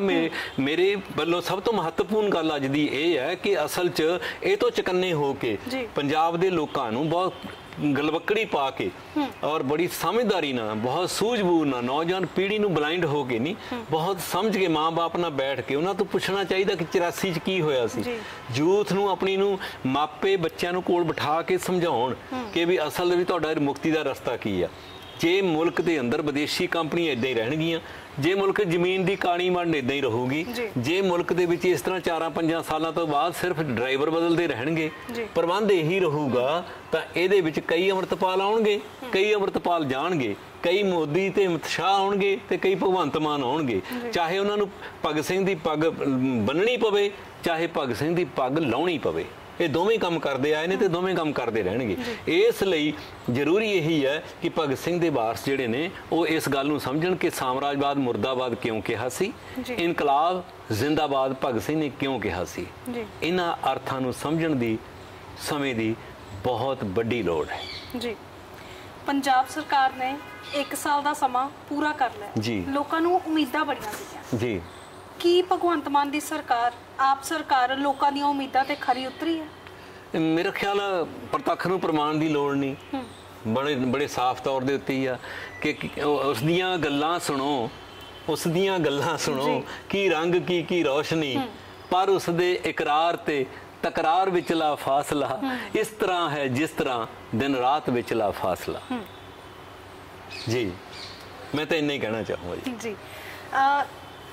ਦੁਨੀਆ ਧੁੰਦਲੀ ਕਰ ਦਿੱਤੀ ਗਈ ਹੈ, ਸਕਰੀਨਾਂ ਧੁੰਦਲੀਆਂ ਹੋ ਗਈਆਂ ਨੇ ਜੀ। ਕੀ ਇਹਨਾਂ ਤੇ ਕੋਈ ਚਾਨਣਾ ਪਾਉਣ ਵਾਲਾ ਆਏਗਾ? ਉਮੀਦ ਹੈ ਕਿ ਚਾਨਣਾ ਪਏਗਾ ਜਾਂ ਨਹੀਂ? ਬਹੁਤ ਹੀ ਮਹੱਤਵਪੂਰਨ ਸਵਾਲ ਹੈ ਇਹ। ਇਹੀ ਅਸਲ ਸਵਾਲ ਆ ਵੀ ਜਦੋਂ ਤੱਕ ਅਸੀਂ ਐ ਦੇਖਦੇ ਰਵਾਂਗੇ ਨਾ ਵੀ ਕੋਈ ਗੱਲ ਨਹੀਂ, ਇਹ ਤਾਂ ਮਸਲਾ ਆਦੀਵਾਸੀਆਂ ਦਾ, ਇਹ ਤਾਂ ਜੰਗਲ ਦਾ ਮਸਲਾ, ਆਪਾਂ ਇਹ ਤੋਂ ਕੀ ਲੈਣਾ, ਚਲੋ ਕੋਈ ਗੱਲ ਨਹੀਂ, ਅਜੇ ਤਾਂ ਕਸ਼ਮੀਰ ਨੂੰ ਕੁੱਟਦੇ ਆ, ਕੁੱਟ ਲੈਣ ਦਿਓ, ਕਸ਼ਮੀਰ ਦੇ ਪੱਤਰਕਾਰਾਂ ਨੂੰ ਫੜਦੇ ਆ, ਫੋਟੋਗ੍ਰਾਫਰਾਂ ਨੂੰ ਫੜਦੇ ਆ, ਫੜ ਲੈਣ ਦਿਓ, ਕੋਈ ਗੱਲ ਨਹੀਂ, ਤਾਂ ਪੰਜਾਬ 'ਚ ਤਾਂ ਠੀਕ ਠਾਕ ਆ ਨਾ। ਤੇ ਇਸ ਕਰਕੇ ਜਦੋਂ ਤੱਕ ਅਸੀਂ ਕਹਾਂਗੇ ਕਿ ਸ਼ਹੀਨ ਬਾਗ ਦਾ ਹੀ ਮਸਲਾ ਨਾ, ਇਹ ਤਾਂ ਮੁਸਲਮਾਨ ਭਾਈਚਾਰੇ ਦਾ ਮਸਲਾ, ਸਾਡਾ ਤਾਂ ਕੋਈ ਮਸਲਾ ਨਹੀਂ, ਜਦ ਤੱਕ ਸਿੱਖ ਭਾਈਚਾਰਾ ਇਹ ਸੋਚੂਗਾ। ਉਹ ਪਹਿਲਾ ਅਕਾਲ ਤਖਤ ਤੇ ਅਟੈਕ ਹੋਰ ਤਰ੍ਹਾਂ ਦਾ ਹੋਇਆ ਸੀ, ਹੁਣ ਅਟੈਕ ਹੋਰ ਤਰ੍ਹਾਂ ਦਾ ਕਰਨਗੇ। ਜ਼ਰੂਰੀ ਨਹੀਂ ਵੀ ਟੈਂਕਾਂ ਨਾਲ ਕੀਤਾ ਜਾਵੇ, ਉਹਨਾਂ ਨੇ ਉਹ ਅੰਦਰ ਵੀ ਵਾੜਨਗੇ ਬੰਦਿਆਂ ਨੂੰ ਔਰ ਪੂਰੀ ਦੀ ਪੂਰੀ ਨਰੇਸ਼ਨ ਬਦਲਣਗੇ। ਜਿੱਥੋਂ ਵੀ ਕਿਤੇ ਬਗਾਵਤਾਂ ਜਨਮ ਲੈਂਦੀਆਂ ਨੇ ਲੋਕਾਂ ਦੀਆਂ, ਜਿਹੜਾ ਵੀ ਕੋਈ ਇਹੋ ਜਿਹਾ ਇਤਿਹਾਸ ਹੋਵੇ, ਕੋਈ ਇਹੋ ਜਿਹਾ ਧਰਮ ਹੋਵੇ, ਕੋਈ ਇਹੋ ਜਿਹਾ ਫਿਰਕਾ ਹੋਵੇ, ਕੋਈ ਇਹੋ ਜਿਹੀ ਬੋਲੀ ਹੋਵੇ, ਕੋਈ ਇਹੋ ਜਿਹੀ ਕਵਿਤਾ ਹੋਵੇ, ਉਹਨਾਂ ਨੂੰ ਨੱਪਣ ਦਾ ਯਤਨ ਹੈ। ਸੋ ਇਸ ਕਰਕੇ ਇਸ ਸਮੇਂ ਦੇ ਅੰਦਰ ਜਿਹੜੀ ਹੈ ਇਸ ਰੌਸ਼ਨੀ ਦੇ ਵਿੱਚ, ਇਸ ਚਿਣਗ ਦੇ ਵਿੱਚ ਇਹੋ ਜਿਹੀ ਚਿਣਗ ਹਰ ਹਾਲਤ ਰਲੇਗੀ। ਇਸ ਕਰਕੇ ਹੀ ਆ ਵੀ ਜਿਹਦੇ ਵਿੱਚ ਇਹ ਕਿਹਾ ਜਾਂਦਾ, ਸੁਰਜੀਤ ਪਾਤਰ ਕਹਿੰਦਾ ਕਿ ਕੀ ਹੋਇਆ ਜੇ ਆਈ ਪਤਝੜ, ਕੀ ਹੋਇਆ ਜੇ ਆਈ ਪਤਝੜ, ਤੂੰ ਅਗਲੀ ਰੁੱਤੇ ਯਕੀਨ ਰੱਖੀ, ਮੈਂ ਲੱਭ ਕੇ ਲਿਆਉਂਦਾ ਹਾਂ ਕਿਤੇੋਂ ਕਲਮਾਂ, ਤੂੰ ਫੁੱਲਾਂ ਜੋਗੀ ਜ਼ਮੀਨ ਰੱਖੀ, ਤੂੰ ਫੁੱਲਾਂ ਜੋਗੀ ਜ਼ਮੀਨ ਰੱਖੀ। ਇਹ ਫੁੱਲਾਂ ਜੋਗੀ ਜ਼ਮੀਨ ਹਮੇਸ਼ਾ ਹੀ ਬਚੀ ਰਹੀ ਆ, ਬਚੀ ਰਹੇਗੀ। ਇਹ ਫੁੱਲ ਖਿੜਨਗੇ, ਇਹ ਕਦੀ ਨਹੀਂ ਹੋ ਸਕਦਾ। ਲੋਕਾਂ ਨੂੰ ਫੁੱਲਾਂ ਦੀ ਲੋੜ ਹੈ। ਲੋਕਾਂ ਨੇ ਕੰਡਿਆਂ ਤੋਂ ਕੀ ਲੈਣਾ? ਕੰਡੇ ਤਾਂ ਜਿਸਮ ਨੂੰ ਝਰੀਟਦੇ ਨੇ, ਨੋਚਦੇ ਨੇ, ਲਹੂ ਬਹਾਉਂਦੇ ਨੇ। ਲਹੂ ਦੀ ਨਹੀਂ, ਇੱਥੇ ਦੁੱਧ ਦੀਆਂ ਨਦੀਆਂ ਦੀ ਲੋੜ ਹੈ, ਇੱਥੇ ਸਿੱਖਿਆ ਦੀ ਲੋੜ ਹੈ, ਇੱਥੇ ਸਵਿਤਰੀ ਬਾਈ ਫੂਲੇ ਦੀ ਉਹ ਵਿਦਿਆ ਦੀ ਲੋੜ ਹੈ ਨਾ, ਇੱਥੇ ਤਾਂ ਮੁਹੱਬਤ ਦੀ ਲੋੜ ਹੈ। ਇੱਥੇ ਗੀਤ ਹੋਣ ਔਰ ਬਾਰਡਰ ਸਰਹੱਦਾਂ ਵੀ ਖੁੱਲਣ, ਬਾਬਾ ਬੁੱਲਾ ਵੀ ਸਾਡਾ, ਬਾਬਾ ਨਾਨਕ ਵੀ ਸਾਡਾ। ਸੋ ਇਸ ਕਰਕੇ ਸਗੋਂ ਇਹੋ ਜਿਹਾ ਮਾਹੌਲ ਬਣੇ ਕਿ ਲੋਕ ਇਸ ਸਾਂਝੇ ਪੰਜਾਬ ਦੇ ਲੋਕ ਮਿਲਣ ਲੱਗਣ। ਸੋ ਇਸ ਕਰਕੇ ਉਹਨਾਂ ਦੀ ਜ਼ਰੂਰਤ ਇਹ ਆ ਕਿ ਉਹ ਦਿਖਾਉਣ ਕਿ ਲਓ ਜੀ ਅੰਮ੍ਰਿਤਪਾਲ ਦੇ ਪਿੱਛੇ ਪਾਕਿਸਤਾਨ ਆ, ਪਾਕਿਸਤਾਨ ਦੇ ਪਿੱਛੇ ਜਿਹੜੀਆਂ ਏਜੰਸੀਆਂ ਨੇ, ਇਸ ਕਰਕੇ ਪਹਿਲਾਂ ਪਾਕਿਸਤਾਨ ਨੂੰ ਅਸੀਂ ਸਬਕ ਸਿਖਾਵਾਂਗੇ, ਗੁਆਂਢੀ ਸੂਬਾ ਇਹ ਕਰਾਂਗੇ। ਸੋ ਇਹ ਜਿਹੜੇ ਏਜੰਡੇ ਨੇ ਨਾ, ਇਹਨਾਂ ਏਜੰਡਿਆਂ ਨੂੰ ਬਹੁਤ ਹੀ ਸੂਝਵਾਨ ਤਰੀਕੇ ਦੇ ਨਾਲ ਸਮਝ ਕੇ ਚੱਲਣ ਦੀ ਲੋੜ ਆ। ਔਰ ਇਹਦੇ ਵਿੱਚ ਸਾਨੂੰ ਮਾਣ ਹੈ ਕਿ ਉਹ ਪੱਤਰਕਾਰਤਾ ਜਿਉਂਦੀ ਹੈ, ਉਹ ਕਲਮ ਜਿਉਂਦੀ ਹੈ, ਉਹ ਫੋਟੋ ਜਰਨਲਿਸਟ ਵੀ ਜਿਉਂਦੇ ਜਾਗਦੇ ਨੇ, ਜਿਨ੍ਹਾਂ ਨੂੰ ਕਾਫੀ ਕੀਮਤ ਵੀ ਦੇਣੀ ਪੈ ਰਹੀ ਆ, ਜਿਹੜੇ ਕਈ ਸਾਲਾਂ ਤੋਂ ਮੁਲਕ ਦੀਆਂ ਜੇਲ੍ਹਾਂ ਦੇ ਵਿੱਚ ਨੇ ਔਰ ਜਿਨ੍ਹਾਂ ਦਾ ਮੁਕੱਦਮਾ ਵੀ ਨਹੀਂ ਸ਼ੁਰੂ ਕੀਤਾ ਗਿਆ, 5-5 4-4 ਸਾਲ ਹੋ ਗਏ ਉਹ ਜੇਲ੍ਹਾਂ 'ਚ ਨੇ। ਉਹਨਾਂ ਸਭਨਾਂ ਬੁੱਧੀਜੀਵੀਆਂ ਨੂੰ ਸਲਾਮ ਕਰਦੇ ਹੋਏ, ਲੇਖਕਾਂ ਨੂੰ ਸਲਾਮ ਕਰਦੇ ਹੋਏ ਇਹ ਆਸ ਕਰਦੇ ਹਾਂ ਕਿ ਇਹ ਕਾਫਲਾ ਆਉਣ ਵਾਲੇ ਦਿਨਾਂ 'ਚ ਪੰਜਾਬ ਦੀ ਧਰਤੀ ਤੇ ਗੀਤ ਗਾਇਆ ਕਰੇਗਾ ਕਿ ਪਾਗ ਲਵਕੜੀ ਕਲਮ ਕਲਾ ਸੰਗਰਾਮਾਂ ਦੀ, ਪਾਗ ਲਵਕੜੀ ਕਲਮ ਕਲਾ ਸੰਗਰਾਮਾਂ ਦੀ, ਇਹਦੇ ਸੀਨੇ ਧਮਕ ਹੈ ਲੋਕ ਤੂਫਾਨਾਂ ਦੀ। ਜੇ ਇਹਨਾਂ ਦੀ ਜੋਟੀ ਪੈ ਜਾਵੇ ਤਾਂ ਨਵੇਂ ਤੂਫਾਨ ਉੱਠਣਗੇ, ਨਵੀਆਂ ਬਹਾਰਾਂ ਆਉਣਗੀਆਂ। ਜੀ ਬਹੁਤ ਬਹੁਤ ਸ਼ੁਕਰੀਆ ਮੌਲਕ ਜੀ, ਤੁਸੀਂ ਆਪਣੇ ਵਿਚਾਰ ਸਾਡੇ ਦਰਸ਼ਕਾਂ ਦੇ ਨਾਲ ਸਾਂਝੇ ਕੀਤੇ। ਧੰਨਵਾਦ ਜੀ, ਬਹੁਤ ਬਹੁਤ ਸ਼ੁਕਰੀਆ, ਬਹੁਤ ਸ਼ੁਕਰੀਆ, ਥੈਂਕ ਯੂ। ਮੈਨੂੰ ਲੱਗਦਾ ਹੈ ਕਿ ਅੱਜ ਜੋ ਪੰਜਾਬ ਦੇ ਮੁੱਦਿਆਂ ਤੇ ਗੱਲ ਕੀਤੀ ਹੈ, ਜੋ ਲੋਕਾਂ ਦੇ ਮਨਾਂ ਦੇ ਵਿੱਚ ਸਵਾਲ ਸੀਗੇ, ਉਹਨਾਂ ਦੇ ਜਵਾਬ ਅਸੀਂ ਲੈ ਲਏ ਨੇ ਤੇ ਤੁਹਾਨੂੰ ਵੀ ਇਹਨਾਂ ਸਵਾਲਾਂ ਦੇ ਜਵਾਬਾਂ ਤੋਂ ਕਾਫੀ ਕੁਝ ਪਤਾ ਚੱਲ ਗਿਆ ਹੋਵੇਗਾ। ਸੋ ਅੱਜ ਦੀ ਪੇਸ਼ਕਸ਼ ਦੇ ਵਿੱਚ ਇੰਨਾ ਹੀ। ਮੈਨੂੰ ਦਿਓ ਇਜਾਜ਼ਤ। ਵੇਖਦੇ ਰਹੋ ਪੰਜਾਬੀ ਨੈਸ਼ਨਲ ਟੀਵੀ। ਉਮੀਦ ਤੁਹਾਡੀ, ਕੋਸ਼ਿਸ਼ ਸਾਡੀ।